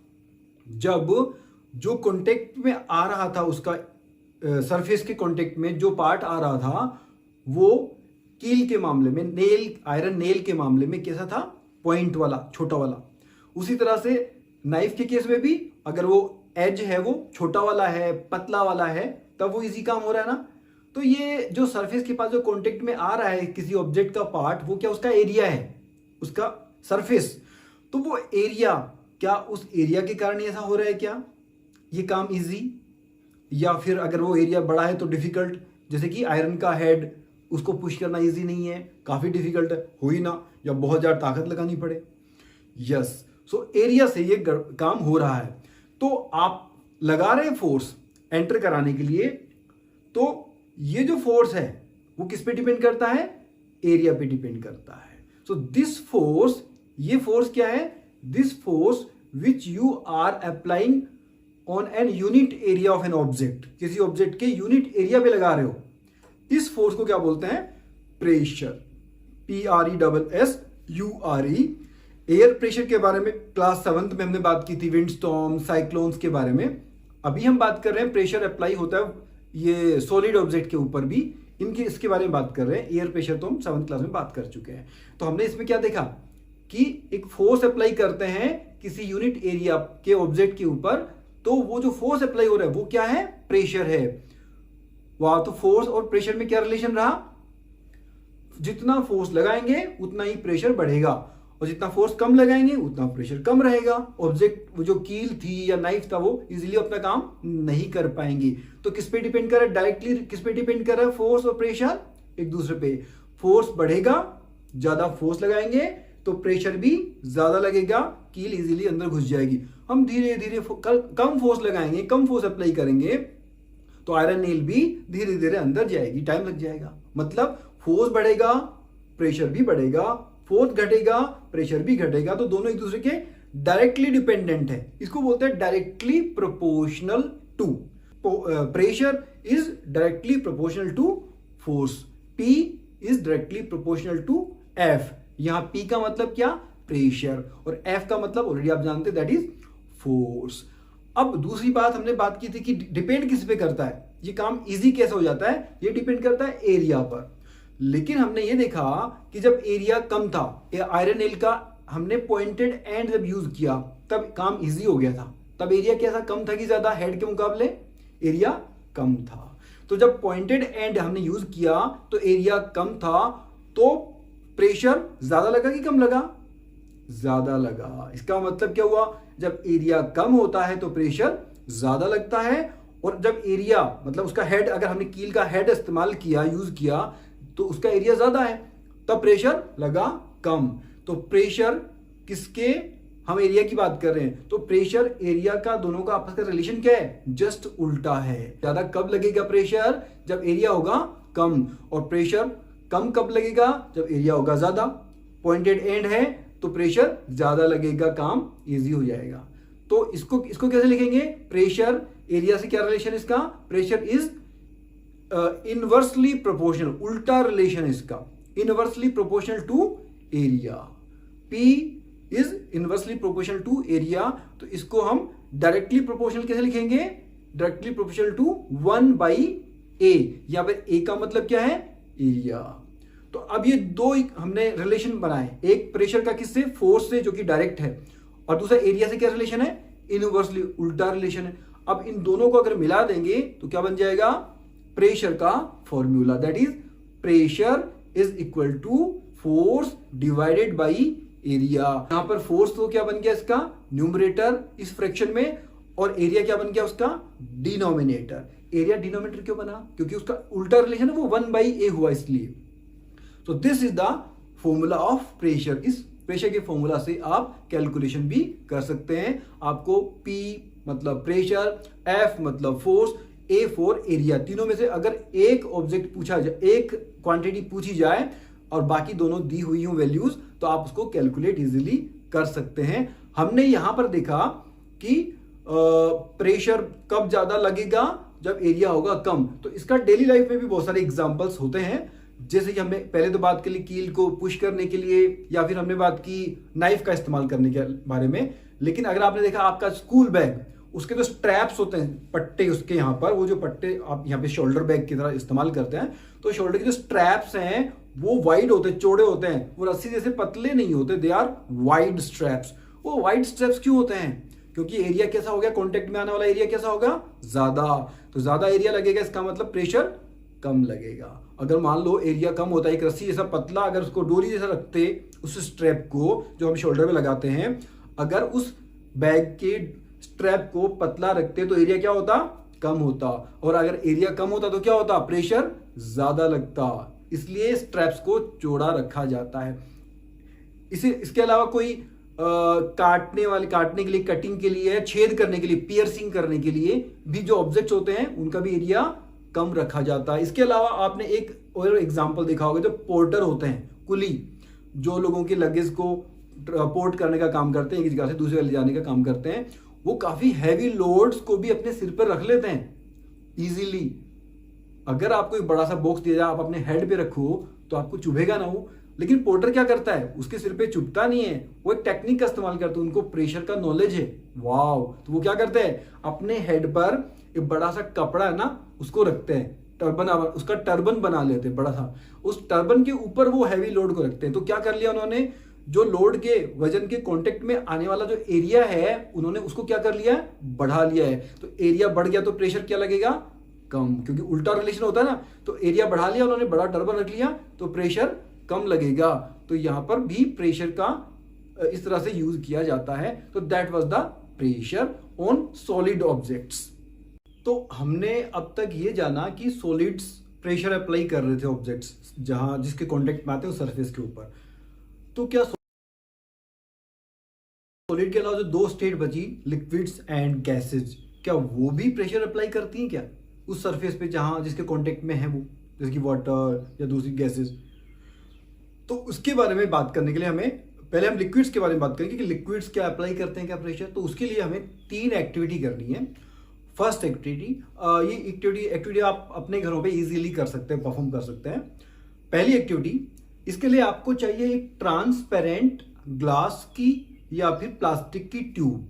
ट्रांसपेरेंट होना जरूरी है, और ग्लास के बजाय आप प्लास्टिक की ट्यूब लेंगे, आपके लिए थोड़ा ज़्यादा कन्वीनियंट होगा और रिस्की भी नहीं होगा। ग्लास नहीं होगा तो प्लास्टिक की ट्यूब ट्रांसपेरेंट होना चाहिए। अब आपने अराउंड ये सपोज 15 सेंटीमीटर लंबी आपने एक ट्यूब ले ली है, और इसके अलावा आपको एक और चीज चाहिए, दैट इज बलून, जो कि अच्छी क्वालिटी वाला, उसका रबर अच्छी क्वालिटी का हो।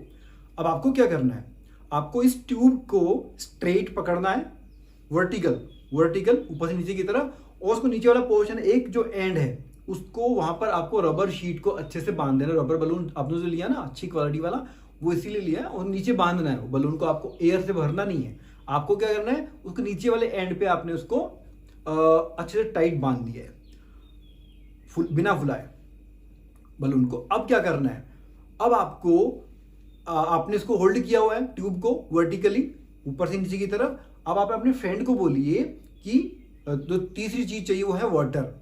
अब अपने फ्रेंड को बोलिए कि इसमें आप थोड़ा सा पानी पोर कीजिए, POUR, पोर मतलब उंडेलना। So that friend will pour some water in the tube. अब आप देखिए ट्यूब में जो पानी भरा, तो जो नीचे जो बलून है वो थोड़ा सा बल्ज आउट हो गया। बल्ज आउट मतलब थोड़ा सा फूल कर बड़ा हो गया, बाहर की तरफ निकल आया, बल्ज आउट, तो थोड़ा बड़ा हो गया। ओके, अब आप कीजिए अपने फ्रेंड को एक रिक्वेस्ट कि थोड़ा सा पानी और डालें उसमें। तो पानी का जो कॉलम था ना रबर की ट्यूब में, उस रबर सॉरी ये जो आपने ट्यूब ली प्लास्टिक की ट्यूब, इसमें थोड़ा सा कॉलम पानी का थोड़ा और बढ़ गया। बढ़ते क्या हुआ, अब आप देखिए बल्ज का साइज, वो बल्ज का साइज छोटा हुआ, उतना ही है कि बड़ा हो गया, वो और बड़ा हो गया है। अब आप 3 4 5 बार नोट भी करते हुए कि हाँ यहाँ कॉलम था, पानी का कॉलम ट्यूब के अंदर यहाँ था, तो साइज बड़ा था क्या छोटा था क्या, इसके बारे में।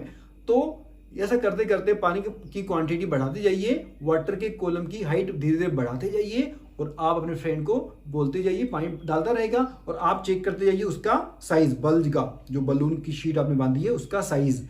तो आपने क्या देखा, आपने देखा कि जैसे जैसे as the water column height increased in the tube, the size of the bulge, जो बलून का जो बल्ज बन रहा था, उभार बन रहा था, उसका साइज बढ़ रहा था। यस, इट वाज इंक्रीजिंग, वो साइज बढ़ता जा रहा था।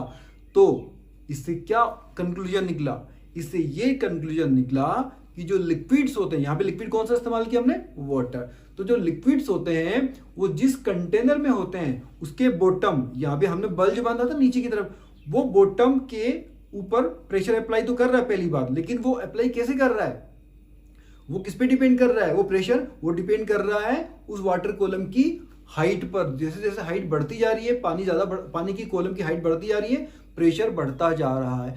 टम्बलर, कांच का टम्बलर या प्लास्टिक का या फिर स्टील का टम्बलर, गिलास हिंदी में बोलते हैं जिसको, उसमें पानी भरा आपने, और दूसरा एक थाली है, प्लेट, उसमें पानी भरा हुआ आपने।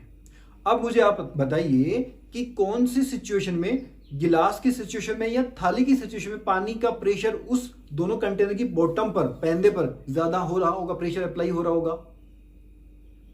किसमें? यहां पर पानी की क्वांटिटी नहीं, वो किस पे डिपेंड करता है? पानी के वाटर की कॉलम की हाइट पे डिपेंड करता है। हमने अभी बात की ना, तो प्रेशर ज्यादा किस पे आप बता रहे हैं? गिलास में। Very good. गिलास के बॉटम में पानी का प्रेशर है वो ज्यादा अप्लाई हो रहा है। क्यों? क्योंकि उसके ऊपर वाटर के कॉलम की हाइट ज्यादा है। प्लेट में तो कितना होगा? इतना सा कॉलम हाइट, ठीक है। इसलिए वाटर के कॉलम की हाइट पर डिपेंड करता है उस पोर्ट के बॉटम, पोर्ट मतलब बर्तन, तो पोर्ट के बॉटम पर पानी का जो प्रेशर है वो डिपेंड करता है पानी के कॉलम की हाइट पर। This was the activity number 1। Second activity जो हमें करनी है लिक्विड्स के प्रेशर के बारे में इन्वेस्टिगेशन करने के लिए, उस एक्टिविटी के लिए अपने को क्या क्या चाहिए? उसके लिए चाहिए अपने को एक प्लास्टिक की बोतल, पानी चाहिए, वाटर। इसके अलावा एक हमें हार्ड प्लास्टिक की ट्यूब या ग्लास की ट्यूब, कांच की ट्यूब भी हो सकती है, केयरफुली करना अगर ग्लास की ट्यूब लेते हैं तो, अदरवाइज प्लास्टिक की ट्यूब, हार्ड प्लास्टिक की ट्यूब और एक बलून पिछली बार की तरह, और आपको एक कैंडल भी जरूरत पड़ सकती है। करना क्या है? जो पानी की बोतल ली आपने, उस बोतल को बोतल के बॉटम के थोड़ा सा ऊपर की तरफ, पैंदे में नहीं, बॉटम के थोड़ा सा ऊपर की तरफ, वो जो ग्लास की ट्यूब ली आपने या हार्ड प्लास्टिक की ट्यूब ली है, उसको आपको इंसर्ट करना है, फिक्स करना है साइड से। ओके, इस तरह से आप उसको फिक्स कर लेंगे। इसके बाद में ये केयरफुली आपको करना है कि वो लीक ना हो, मतलब वहां पे कोई भी स्पेस ना बचे। अगर लीक हो रहा हो तो आप क्या करें कि वहां पर मोल्टन वैक्स, पिघला हुआ वैक्स, कैंडल वाला, मोमबत्ती वाला, आप उससे उसको पूरा अच्छे से सील कर दीजिए। अब आपने जो बलून लिया है उसको पिछली वाली एक्टिविटी की तरह ही अच्छे से ट्यूब के साइड में, फिगर में देखिए उस तरह से आप उसको अच्छे से स्ट्रेच कर दीजिए, प्रॉपरली टाइट बांध दीजिए उसको। और अब क्या करना है आपको? उस बोतल में ऊपर से करना है पानी पोर, वाटर पोर करना है, वाटर डालना है। करीबन आधी हाइट तक डालिए। पहले आधी बोतल भरी है। अब देखिए इस बार आपने जो ट्यूब साइड में ट्यूब लगाई, उस पर बलून बांधा है, वो बल्ज आउट हुआ। यस, वो बल्ज आउट हुआ, इसका साइज बढ़ गया है। अब आप कीजिए एक काम, नेक्स्ट वाला, कि पानी की क्वांटिटी बढ़ाइए बोतल में। पानी की आपने बढ़ा दी, वो थोड़ा और पानी और डाल दिया, तो आपने देखा साइज फिर से और बढ़ गया है। तो जैसे जैसे आप बोतल में पानी बढ़ाते जाते हैं, द बल्ज इज ग्रोइंग बिगर, जो बलून है उसका साइज बड़ा होते जा रहा है। इस बार हमने बॉटम की बात नहीं की, बॉटम से थोड़ा ऊपर की तरफ साइड में हमने ये ट्यूब लगाई है और उसके ऊपर हमने बलून को टाई अप किया है। तो इससे आपको क्या समझ में आया इस ऑब्जर्वेशन से? इससे हम ये कंक्लूड कर सकते हैं कि जो लिक्विड्स होते हैं, यहां पे मैंने पानी लिया है पिछली बार की तरह, जो लिक्विड्स होते हैं वो बॉटम पे तो प्रेशर लगाते ही, हमने पिछली बार बात कर ली थी, और डिपेंड करता है किस पे डिपेंड कर रहा था? कॉलम, वाटर कॉलम की हाइट पे। इस बार क्या हो रहा है? साइड की जो दीवार है उसमें पानी गया, उसने प्रेशर अप्लाई किया। इसका मतलब जो लिक्विड्स होते हैं तो जिस पॉट में होते हैं उसके साइड्स, कंटेनर की साइड की दीवारों पर भी, साइड्स पर भी प्रेशर अप्लाई करते हैं। ओके, तो इस एक्टिविटी से अपने को ये वाला पता लगा। लिक्विड्स के प्रेशर अप्लाई करने के बारे में जानने के लिए थर्ड जो एक्टिविटी करनी है वो, उसमें भी अपने को प्लास्टिक की बोतल चाहिए और पानी चाहिए। इस बार क्या करना है? इसमें प्लास्टिक की बोतल पे बॉटम से थोड़ा सा ऊपर की तरफ हमें चारों तरफ 4 होल्स बनाने हैं बोतल में। ध्यान ये रखना है कि जो होल्स हैं वो साइज उनका इक्वल हो और बॉटम से उनकी जो हाइट है वो इक्वल हो। ठीक है, बराबर हाइट पे बनाना है, ऐसा नहीं कि ये ऊपर हो गया नीचे हो गया, बराबर हाइट पे आपको 4 होल्स बनाने हैं। अब आप बोतल को रख दीजिए और बोतल में ऊपर से वाटर पॉर इन कीजिए, बोतल को भर दीजिए। क्या होगा? अरे हमने होल को तो प्लग इन किया ही नहीं, करना भी नहीं है। आपने क्या देखा? उन चारों होल से पानी बाहर की तरफ आना शुरू हो चुका। The water has started coming out from the holes, पानी बाहर आने लग गया। अब ऑब्जर्वेशन तो ये हो गया, लेकिन एक चीज खास जो आपको देखनी वो ये कि जो बोतल से पानी बाहर आ रहा है होल्स चारों से, तो वो बोतल से जो डिस्टेंस है उस पानी की गिरने की, उस डिस्टेंस को आप चेक कीजिए।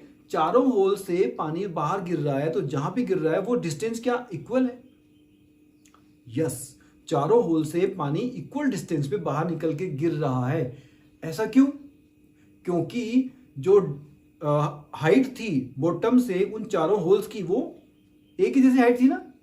यस, इसका मतलब क्या हुआ? इससे हमने ये जाना कि इक्वल डेप्थ पर पानी की डेप्थ ऊपर से देखें अगर उन होल्स के ऊपर, तो बराबर गहराई है चारों होल्स के ऊपर, तो इक्वल डेप्थ पर जो वाटर का या किसी भी लिक्विड का प्रेशर भी बराबर होता है। आपने कई जगह पर पानी की पाइपलाइन से फाउंटेन्स निकलते हुए देखे होंगे, पानी के फव्वारे कैसे निकल रहे हैं वहां पर क्या हो रहा है, वहां पे पाइपलाइन कहीं ना कहीं पंक्चर हो गई है, लीक हो गई है। तो लीक होने से क्या हुआ, पानी बाहर आना शुरू हो गया। तो इससे कुछ आपको पता लग रहा है क्या हुआ यहाँ पर जो पानी था वो क्या कर रहा है, प्रेशर एक्सर्ट कर रहा, लगा रहा है कहाँ, उस पाइपलाइन के अंदर की दीवारों पर, जो कि हमने एक्टिविटी से क्या जाना था, that the liquids exert pressure on the walls of the container. अब यहाँ पे कंटेनर कौन है, पाइपलाइन, और उसकी दीवारें जो अंदर की तरफ प्रेशर अप्लाई तो पानी कर रहा था, लेकिन अगर पाइप कमजोर हुआ, कहीं पर लीक हो गया, तो वहां से पानी बाहर। तो इससे हम डेली लाइफ में भी ऐसे बहुत सारे एग्जांपल जानते हैं जहां पर ऐसा होता है कि वहां पर लिक्विड्स प्रेशर एक्सर्ट कर रहे हैं। अब हम बात करेंगे गैसेस के बारे में। गैसेस प्रेशर एक्सर्ट करती हैं या नहीं, इसको जानने के लिए केवल 2 एग्जांपल्स की बात करेंगे, आप इजीली समझ जाएंगे। एक तो बलून के बारे में और एक बात करेंगे बाइसिकल के टायर की ट्यूब के बारे में। आपने दोनों ही देखे, बलून को जब आप इन्फ्लेट करते हो, मतलब उसमें एयर ब्लो करते हो, तो क्या होता है, बलून इन्फ्लेट हो जाता है। मान लो आपके हाथ से बलून छूट गया, इन्फ्लेट होते ही क्या हुआ, उसकी एयर बाहर आ जाती है, किधर से, उसके मुंह से। अब आपने क्या किया, आपने बलून को इन्फ्लेट किया, छोड़ा नहीं, केयरफुल रहे, और आपने उसको बांध दिया, उसकी वहां पे एक नॉट लगा दी, गांठ लगा दी, लेकिन तभी आपने देखा कि बलून में कहीं से एयर बाहर निकल गई है। इसका मतलब वो बलून कहीं से पंक्चर था, उसमें कोई होल था, वहां से एयर बाहर निकल गई। तो एयर बाहर निकल गई, वाह, एयर बाहर कैसे निकली, हमने तो अंदर भरी थी, तो बाहर चली गई है। क्या ऐसा हुआ, वो जो एयर अंदर थी वो क्या कर रही है, बलून के अंदर की जो वॉल्स हैं वहां पर प्रेशर एक्सर्ट कर रही है। लेकिन फर्स्ट टाइम में तो क्या किया हमने, बॉल उसको छोड़ दिया बलून को, तो उसके मुंह की तरफ से अप्लाई, वहां पर भी प्रेशर कर रही थी, लेकिन हमने बांधा नहीं गांठ, तो क्या हुआ, गांठ नहीं बांधी तो मुंह खुला है, तो वहां से एयर बाहर। सेकंड कंडीशन में क्या हुआ, उसमें एक पंक्चर है, एक वो होल है, तो होल से एयर बाहर निकल गई, वो वहां पर भी अप्लाई कर दी फोर्स, तो वहां से फोर्स अप्लाई करी तो वहां तो दीवार ही नहीं है, तो एयर बाहर। दूसरा एग्जांपल हम बात करें साइकिल के बाइसिकल का टायर, आपने देखा होगा उसकी ट्यूब कभी पंक्चर हो जाती है तो एयर बाहर निकल जाती है, फिर आपको पहले पंक्चर को ठीक कराना पड़ता है, उसके बाद में आप एयर उसमें इन्फ्लेट करते हैं, एयर भरते हैं। अगर आप बिना उसको पंक्चर को ठीक करवाए, रिपेयर करवाए एयर भरेंगे तो क्या होगा, फिर से उसकी एयर निकल जाएगी ना। क्यों निकल जाती है एयर बाहर, क्योंकि ट्यूब के अंदर जो एयर भरी है that is exerting pressure on the inner walls of the tube. Tube के अंदर की दीवारों पर वो प्रेशर अप्लाई कर रही है। पंक्चर होने के कारण वो वहां पर भी अप्लाई कर रही है, सब जगह अप्लाई कर रही है, लेकिन जहां पे पंक्चर है वो वहां से बाहर निकल जाती है, क्योंकि प्रेशर वहां पर भी अप्लाई कर रही है, वहां पे लेकिन ट्यूब है ही नहीं, पंक्चर होगी ना, तो वहां से एयर बाहर। अब वहां पे आपने पंक्चर को रिपेयर करा लिया, अब वहां पर दीवार बन गई एक और, अब एयर बाहर नहीं जा सकती। तो इन दोनों एग्जांपल से you can understand that even gases also exert pressure on the inner walls of its container, जिसमें भी भरी है उसके ऊपर वो प्रेशर अप्लाई करती है। क्लास 6th में हमने पढ़ा था अबाउट एयर, इट्स कंपोजिशन।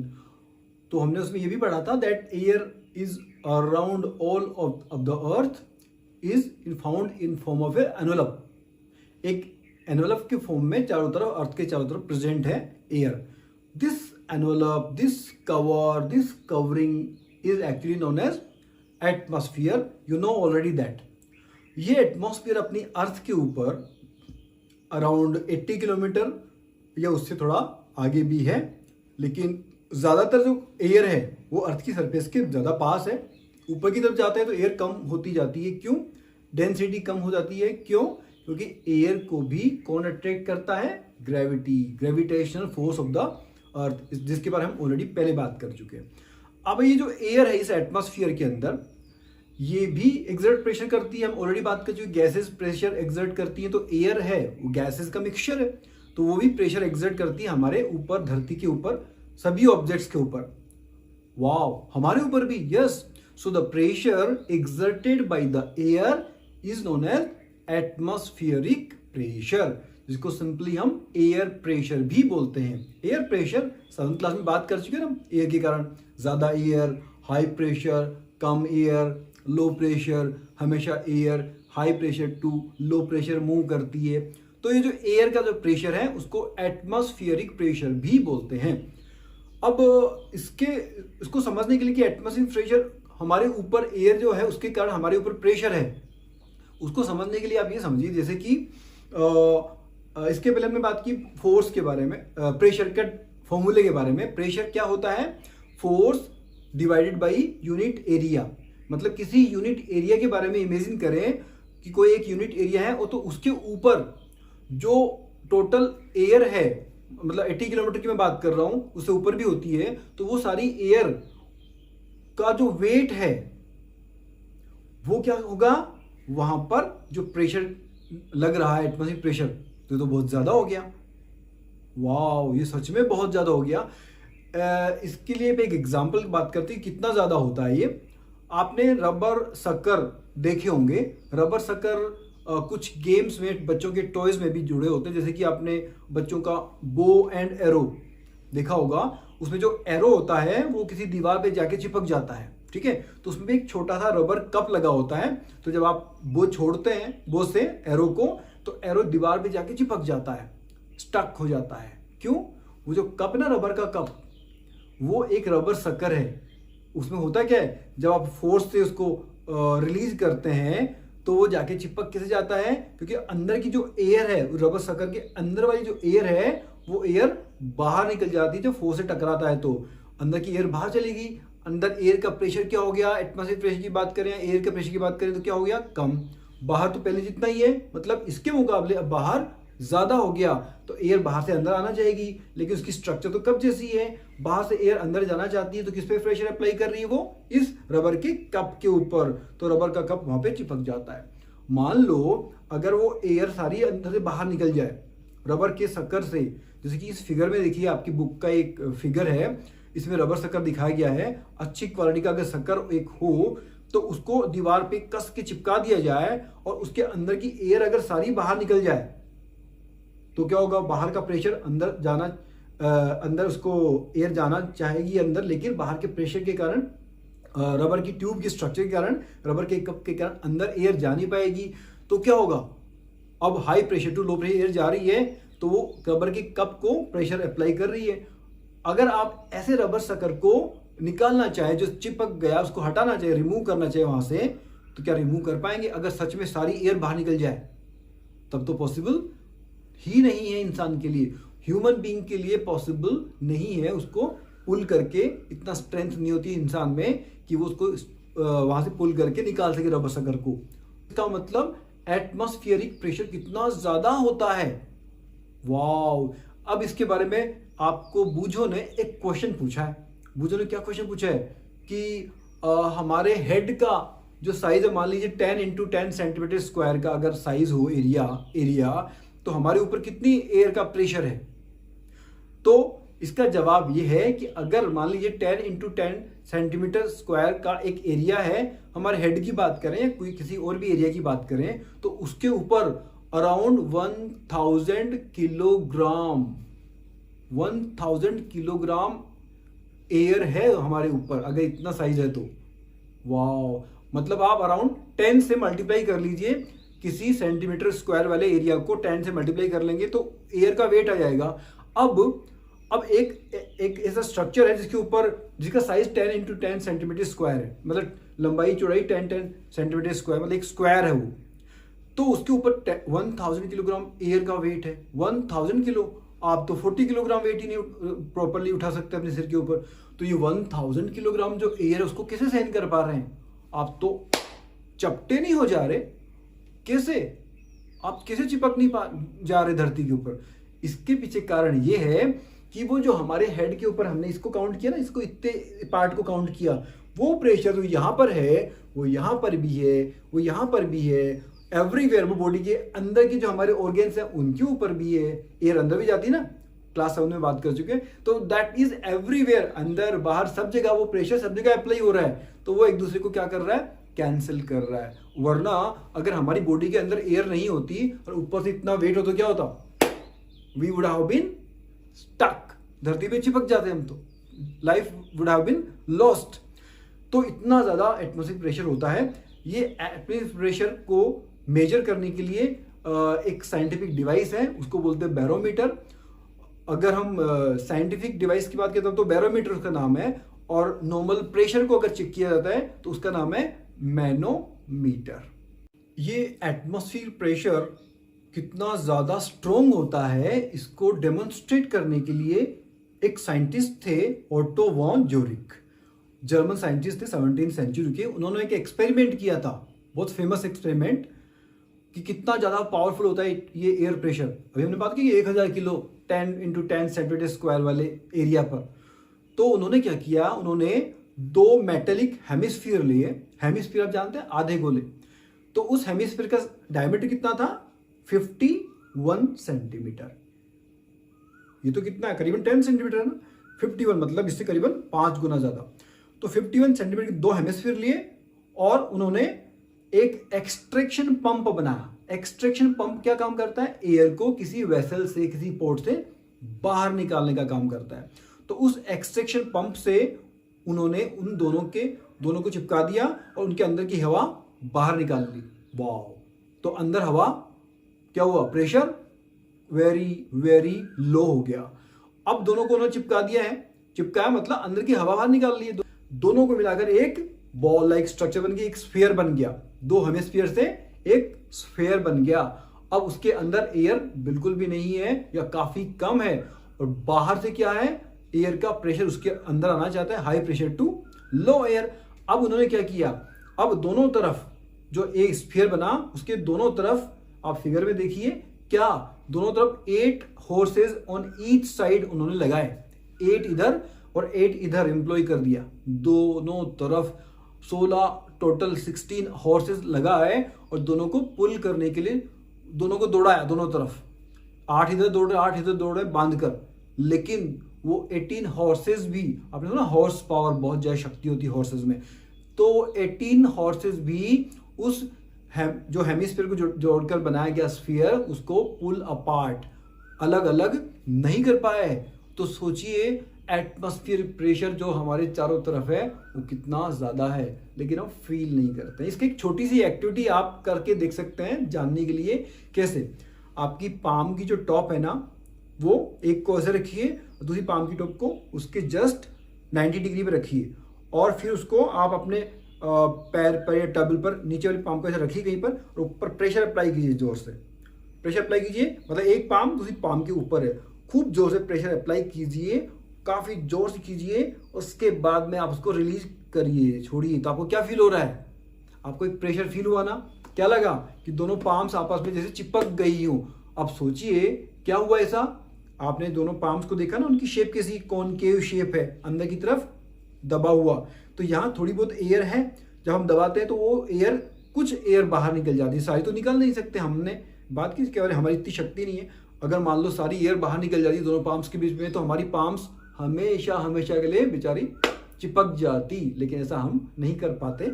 तो अब क्या हो रहा है, जब हमने दोनों को प्रेस किया, दबाया, तो थोड़ी सी हवा बाहर निकल गई, तो अंदर हवा का प्रेशर जितना होना, अब जैसे नॉर्मली हमने ऐसे रखा है तो अंदर हवा का प्रेशर उतना जितना कि बाहर भी है, लेकिन जब दबाया तो कुछ एयर बाहर निकल गई है, अंदर हवा का प्रेशर कम, बाहर से एयर अंदर जाना चाहती है, रास्ते हमने बंद कर दिए। तो क्या हो रहा है, वो अपनी पाम्स के ऊपर, हथेलियों पर ही बाहर के ऊपर की तरफ प्रेशर लगा रही है, तो हमें लगता है हथेलियां चिपक गई है। तो this was all about the pressure. So this is the completion of this chapter. Now we will talk about the questions, exercises. So now we will talk about the exercise questions. Question number 1. Total 10 questions है इसमें. Give 2 examples each of situations in which you push or pull. दो situation के example देने हैं जिनमें या तो आप पुश करते हैं या पुल करते हैं to change the state of motion of objects. हमने बात की कि अब पुश या पुल करेंगे मतलब फोर्स अप्लाई करेंगे तो हम किसी ऑब्जेक्ट की स्टेट ऑफ मोशन को चेंज कर सकते हैं। हमने बात की स्टेट ऑफ मोशन का मतलब दो चीजों में चेंज, या तो स्पीड में या डायरेक्शन में या दोनों में ही चेंज। तो यहाँ पे दो दो एग्जांपल देने हैं, ठीक है। तो ये पुल सिचुएशन की दो एग्जांपल यहाँ मैंने लिख दिए, ड्रॉर वाला और पानी को खींचने वाला कुएं से, और दूसरा है पुश, जिसमें पुश करते हैं। तो उसमें दो एग्जांपल दे रखे हैं, फुटबॉल पे पुश किया जा रहा है, एक बॉक्स के ऊपर पुश किया जा रहा है। Next second question, give two examples of situation in which applied force causes a change in the shape of an object। इसमें क्या हो रहा है, क्या एग्जांपल देने हैं आपको दो सिचुएशन के कि फोर्स के कारण शेप में चेंज आ जाए। तो ऐसे बहुत सारे एग्जांपल्स हैं, मैंने दो एग्जांपल लिखे हैं यहाँ पर कि बलून को आप दबाएंगे तो उसकी शेप में चेंज आएगी। दूसरा, the shape of the plastic बोतल changes by squeezing it, plastic की बोतल को आप चेंज कर सकते हैं shape. Third question, fill in the blanks in the following statement. यहाँ पे चार स्टेटमेंट में खाली जगह भरी, उनको खाली जगह खाली है उसको भरना है, sorry. To draw water from a well we have to, well मतलब कुआं, कुएं से हमें पानी क्या करना है, ड्रॉ खींचना है। तो क्या करना पड़ेगा हमें, रोप पर, रोप जो रस्सी है उसको क्या करना पड़ेगा, पुल करना पड़ेगा, मतलब खींचना पड़ेगा, धक्का तो नहीं देंगे। हमें बकेट्स निकालनी है कि गिरानी है, निकालनी है ना, तो पुल करना है। सेकेंड, चार्ज बॉडी, एक ऐसी बॉडी जो कि चार्ज, हमने बलून सॉरी बलून नहीं, हमने स्ट्रो वाला एग्जांपल लिया था ना कि स्ट्रो को चार्ज करेंगे हम। तो ऐसी चार्ज बॉडी एक अनचार्ज बॉडी को क्या करेगी, क्योंकि दोनों का अपोजिट चार्ज हो गया ना, तो क्या करेगी, अट्रैक्ट करेगी। तो attracts. To move a loaded trolley, एक भरी हुई ट्रॉली है, लोडेड मतलब जिसमें वजन लादा हुआ है, एक ऐसी ट्रॉली है, गाड़ी है, तो हमें उसको हिलाना है, मूव कराना है, तो क्या करना पड़ेगा, पुल भी कर सकते हैं और पुश भी कर सकते हैं, क्योंकि मूव कराना है। जैसे आगे पीछे ले जाने का लिखा नहीं है, मान लो कि हम आगे हों और पीछे ले जाना हो तो क्या करना पड़ेगा, हमें पुश करना पड़ेगा, लेकिन यहाँ पे मूव कराना है। And the last statement is the north pole of a magnet, magnet का नॉर्थ पोल है, वो north pole of the another magnet, दूसरे मैग्नेट का भी नॉर्थ पोल क्या करेगा, सेम पोल हो गए, लाइक पोल्स क्या करते हैं, रिपेल। तो यहाँ पे रिपेल्स आएगा, एक मैग्नेट का पोल था ना इसलिए। फोर्थ क्वेश्चन, ये सारे क्वेश्चन एक्चुअली एक्टिविटी बेस्ड हैं ज्यादातर। एन आर्चर मतलब धनुर्धर, धनुष चलाने वाला। एन आर्चर स्ट्रेचेज हर बो, वो लड़की है, वो अपना बो है ना उसको स्ट्रेच करती, बो मतलब धनुष को स्ट्रेच करती है, फैलाती है, खींचती है, while taking aim at the target, target पे एम लेने के लिए वो उसको बो को स्ट्रेच करती है। She then releases the arrow, फिर उसके बाद में एरो को रिलीज कर देती है। आप भी ऐसा करते हो ना, अभी गेम खेलोगे अपने, या फिर रामायण में, महाभारत में आपने देखा होगा। तो एरो को रिलीज कर दिया उसने, विच बिगिंस टू मूव, तो एरो तीर चलना शुरू हुआ टूवर्ड्स द टारगेट, टारगेट की तरफ मूव करना शुरू होता है। तो बेस्ड ऑन दिस इन्फॉर्मेशन, ये इन्फॉर्मेशन दे दी आपको, अब आपको गैप्स भरने, नीचे खालिस्तान दे रखे हैं स्टेटमेंट में, और उनके लिए कुछ वर्ड्स भी दे रखे हैं ऑलरेडी। इन वर्ड्स में ढूंढ ढूंढ के आपको भरने, muscular, contact, non contact, gravity, friction, shape, attraction, तो ढूंढ ढूंढ के भर देना है। मैंने आपके लिए उसे भर के रखा है। टू स्ट्रेच द बो, बो को, धनुष को स्ट्रेच करने के लिए, खींचने के लिए, द आर्चर, वो जो लड़की आर्चर है उसको applies a force that causes A change in its, उसकी किस चीज में चेंज करने के लिए वो फोर्स अप्लाई कर रही है, वो उसकी शेप में चेंज करने के लिए। वो पहले ऐसा था, बाद में ऐसा हो जाएगा ना जो खींचेगी, तो सॉरी पहले ऐसा था, बाद में वो उसकी शेप चेंज होगी, स्ट्रेट हो जाएगा, बहुत ज्यादा तक, हद तक straight. Second, the force applied by the Archer, Archer जो फोर्स अप्लाई करती है टू स्ट्रेच द बो, बो को खींचने के लिए, इज एन एग्जांपल। तो कौन सा एग्जांपल है वो अपनी मसल्स का इस्तेमाल कर रही है। So this force is muscular force. Third statement, the type of the force responsible for a change in the state of motion of arrow, arrow की स्टेट ऑफ मोशन में चेंज आ रहा है। स्टेट ऑफ मोशन का मतलब फिर से वो दो बातें, स्पीड एंड डायरेक्शन। तो उसकी एरो, तीर की स्पीड और डायरेक्शन में चेंज आ रहा है, तो उसके लिए जो फोर्स लग रहा है उसकी टाइप कौन सी है। तो हमने दो टाइप की फोर्स पढ़े थे, कॉन्टैक्ट एंड नॉन कॉन्टैक्ट। तो यहाँ पे कौन सा मस्कुलर फोर्स लग रहा है, तो कौन सा, वो कॉन्टैक्ट फोर्स है, कॉन्टैक्ट फोर्स। लास्ट स्टेटमेंट है, while the arrow moves towards it's target, जब एरो टारगेट की तरफ मूव करता है तो the force is acting on it, उसके ऊपर जो फोर्स लग रहे हैं वो कौन कौन दो चीजों के कारण लग रहे हैं। तो दो स्पेस दे रखे हैं यहाँ पे। तो एक तो अर्थ हमेशा ग्रेविटी है, ग्रेविटेशन फोर्स के कारण अट्रैक्ट करती है अपनी तरफ, तो यहाँ तो ग्रेविटी। दूसरा एयर, एयर के कारण क्या हो रहा है, फ्रिक्शन हो रहा है। ओके, क्योंकि हमेशा फ्रिक्शन क्या करता है, ऑपोजिट डायरेक्शन में फोर्स अप्लाई करता है, उसको रोकने की कोशिश करता है ना। Fifth question, in the following situation, यहाँ पे अलग अलग सिचुएशन दे रखी हैं, 4 सिचुएशन है, आइडेंटिफाई करना है में agent exerting the force, force लगाने वाला एजेंट कौन सा है, कि फोर्स कौन लगा रहा है, एंड द ऑब्जेक्ट, और उस ऑब्जेक्ट का नाम बताना है, ऑन विच इट एक्ट्स, जिस पर ये फोर्स एक्ट कर रहा है, लग रहा है, और लास्ट में बताना state the effect of the force in each case, और हर एक केस में उस फोर्स का इफेक्ट क्या हुआ, असर क्या हुआ इस सिचुएशन में, वो भी लिखना है। तो हर एक स्टेटमेंट की हमें 3 आंसर देना है। तो पहला स्टेटमेंट देखिए, यहाँ पे लिखा है, squeezing a piece of lemon between the fingers to extract its juice. एक लेमन है, उसका एक पीस है, उसके स्क्वीज करना है, निचोड़ना है फिंगर्स के बीच में, जिससे कि उसके जूस बाहर आ जाए, एक्सट्रैक्ट हो जाए। तो इसमें एजेंट कौन हुआ, मस्कुलर फोर्स, फिंगर से लगने वाला, ऑब्जेक्ट कौन हुआ, लेमन, इफेक्ट क्या हुआ, जूस बाहर आएगा तो लेमन की शेप चेंज हो जाएगी। Second, taking out paste from A toothpaste tube, toothpaste की ट्यूब से आप डेली पेस्ट निकालते हैं, तो उसके लिए एजेंट कौन है, फोर्स कौन लगा रहा है, a muscular force by our hand, okay. Object कौन से, इसे फोर्स लग रहा है, द टूथपेस्ट ट्यूब, और इफेक्ट क्या होगा, the shape of the toothpaste tube gets change, हो सकता है पेस्ट बाहर आता है तो शेप चेंज हो जाती है। थर्ड स्टेटमेंट, यहाँ पे एक्सप्लेनेशन भी दे रखा है, एक्सप्लेनेशन आपको लिखने की जरूरत नहीं है, आप लिख भी सकते हैं। Third, a load suspended from a string while its other end is on a hook fix to a wall, एक दीवार पर एक हुक लगा हुआ है और उसमें स्प्रिंग का एक एंड फंसा दिया गया है और दूसरे एंड पे, नीचे की तरफ वाले एंड पे उस पर एक लोड लटका दिया है। तो एक स्प्रिंग है ना, उस पर ये लोड लटकाने पर फोर्स, एजेंट कौन है, फोर्स कौन लगा रहा है, द सस्पेंडेड लोड, वजन है ना, लोड नीचे लटका है, वो उसको खींच रहा है नीचे की तरफ। दूसरा, ऑब्जेक्ट किस पे लग रहा है फोर्स, स्प्रिंग पे लग रहा है। और थर्ड, इफेक्ट क्या होगा, the spring gets stretch, spring खिंच जाती है and the shape gets change, तो उसकी शेप चेंज हो जाती है। और लास्ट सिचुएशन देखिए, सिचुएशन नंबर 4, एन एथलीट, एक धावक, मेकिंग ए हाई जंप, एक जंप लगाता है, हाई जंप, आपने भी कभी गेम में खेला होगा, हाई जंप लगाते हैं, एक रस्सी बांधी है, उसके ऊपर क्रॉस कर रहे हैं आप, जंप लगा के, high jump, to clear the bar at a certain height.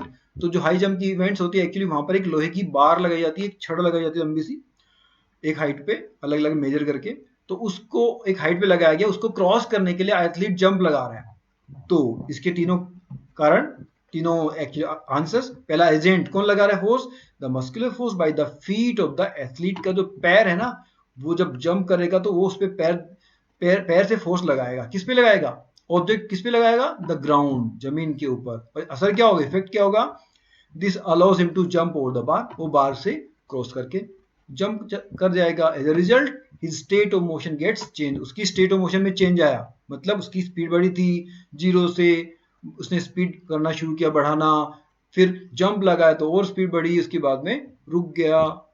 तो that was about this question number 9।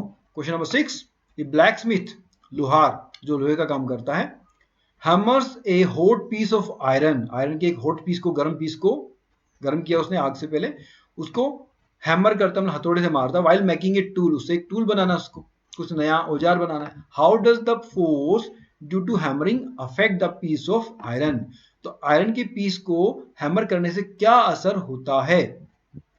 Simple सी बात, आप समझिए क्या होता है, black Smith uses his muscular force, अपना मस्कुलर फोर्स लगा रहा है हैमर करने के लिए, और उसके कारण क्या होता है, शेप ऑफ द आयरन वो चेंज हो जाती है, आयरन की शेप चेंज हो जाती है, और जिस तरह का उसको टूल बनाना है, डिजायर्ड शेप, जैसी शेप देनी है, इच्छित शेप, वैसी शेप दे देता है। 7th question, an inflated balloon was pressed against a wall, एक बलून को आपने फुलाया, आपने कई बर्थडेज में ऐसे किया होगा, was pressed against a wall, एक दीवार की तरफ आपने इसको दबाया, कब, लेकिन उसके पहले क्या करके रखा आपने, after it has been rubbed with a piece of synthetic cloth, कोई सिंथेटिक क्लॉथ, कोई आर्टिफिशियल, जैसे कि हम बात करें सिल्क आर्टिफिशियल वाला होता है, या कोई पॉलिएस्टर का कपड़ा, नाइलॉन का कपड़ा, इससे आपने इसको रब किया बैलून को, और रब करने के बाद में आपने दीवार पे उसको प्रेस किया, दबाया, तो क्या देखा आपने, it was found that the balloon sticks to the wall, balloon दीवार पे चिपक गया, जादू, फोर्स है ना।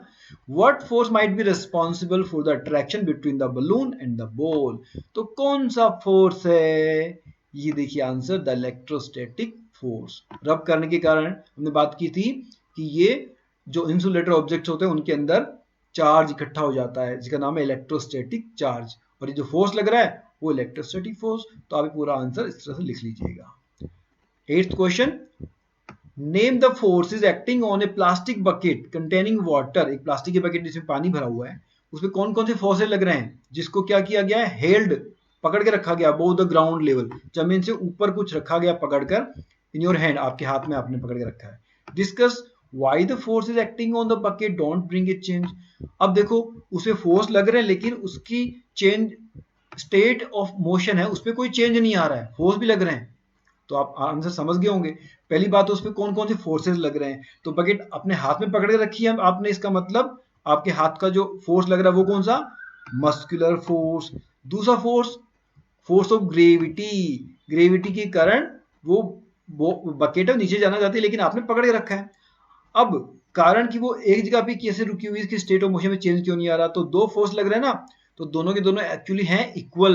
दोनों में से एक भी बढ़ा ना तो उसकी स्टेट ऑफ मोशन में चेंज आ जाएगा। अगर आपने फोर्स ज्यादा लगाया, मस्कुलर फोर्स ज्यादा लगाया तो क्या होगा, ऊपर आ जाएगी।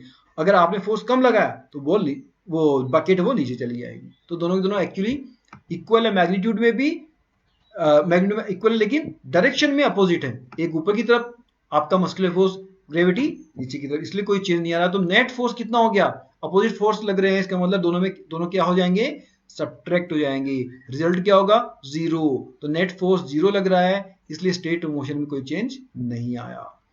9th question, a rocket has been fired upwards to launch a satellite in its orbit.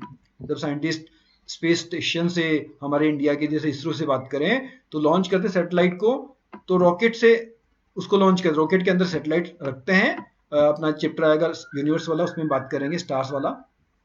तो रॉकेट को लॉन्च किया साइंटिस्ट ने उसके ऑर्बिट में छोड़ने के लिए।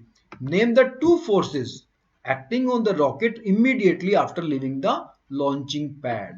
तो लॉन्चिंग पैड जहां से लॉन्च किया धरती पे एक पैड बनाया जाता है लॉन्च करने के लिए, जहां उसको पहले रोक के रखा जाता है अर्थ के ऊपर, स्टेशन जहां स्पेस स्टेशन वहां पर। उसके बाद में जैसे वो immediately after leaving launch pad जैसे रिलीज होता है, ऊपर जाता है, तो उस वक्त उस पर दो कौन कौन से फोर्सेस अप्लाई हो रहे हैं। सिंपल दो फोर्सेस, एक तो फोर्स ऑफ ग्रेविटी, ग्रेविटी जो अर्थ उसको अपनी तरफ अट्रैक्ट कर रही है, और दूसरा फोर्स ऑफ फ्रिक्शन, एयर के कारण वो उसको स्पीड को कम करने की कोशिश कर रहा है। और लास्ट क्वेश्चन है एक objective type question, when we press the bulb of a dropper. Dropper का बल्ब, ड्रॉपर हम जानते ही ऑलरेडी, ड्रॉप किसी लिक्विड को डालने के लिए, या आपने पल्स पोलियो की ड्रॉप्स ली होंगी वैक्सीन वाली, तो तब भी ड्रॉपर का इस्तेमाल करते हैं। तो ऐसा ड्रॉपर्स का बल्ब जब दबाते हैं, नोजल कैप्ड इन वाटर, जो नीचे वाला जो पार्ट है वो नोजल कहलाता है, उसको वाटर में रख के ऊपर वाला बल्ब दबाएंगे तो क्या होता है, air in the dropper is seen to escape in the form of bubbles. तो उस ड्रॉपर में जो भी एयर होती है वो बबल्स के फॉर्म में उस नीचे की तरफ पानी है ना वहां चली जाती है, बबल की फॉर्म नजर आती है। Once we release the pressure on the bulb, और बल्ब पे प्रेशर जैसे हम रिलीज करते हैं, छोड़ देते हैं, तो क्या होता है, water gets filled in the dropper, dropper में पानी अंदर घुस जाता है। The rise of the water in the dropper, तो ड्रॉपर में पानी किसके कारण घुसा, पानी के प्रेशर के कारण ना, ग्रेविटी के कारण अंदर थोड़ी घुसेगा। बल्ब, रबर जो बल्ब था उसकी शेप के कारण, ऐसा भी नहीं हो। एटमॉस्फेरिक प्रेशर, एटमॉस्फेरिक प्रेशर ऐसा क्या हुआ, हमने जब बल्ब को प्रेस किया तो उसके अंदर की एयर बाहर चलेगी, बल्ब के अंदर एयर का प्रेशर हो गया लो, और बाहर की तरफ हवा का जो प्रेशर है वो तो नॉर्मल है। मतलब अब इसके मुकाबले अंदर वाले एयर के प्रेशर के मुकाबले बाहर ज्यादा हो गया है, तो high pressure to low pressure air अंदर आएगी, तो क्या होगा, high pressure to low pressure air अंदर आएगी ना, इसलिए पानी अंदर घुस जाएगा, बीच में पानी आ गया है। अब यहाँ पे जो कारण था वो एटमॉस्फेरिक प्रेशर या एयर प्रेशर। तो that was all about this chapter.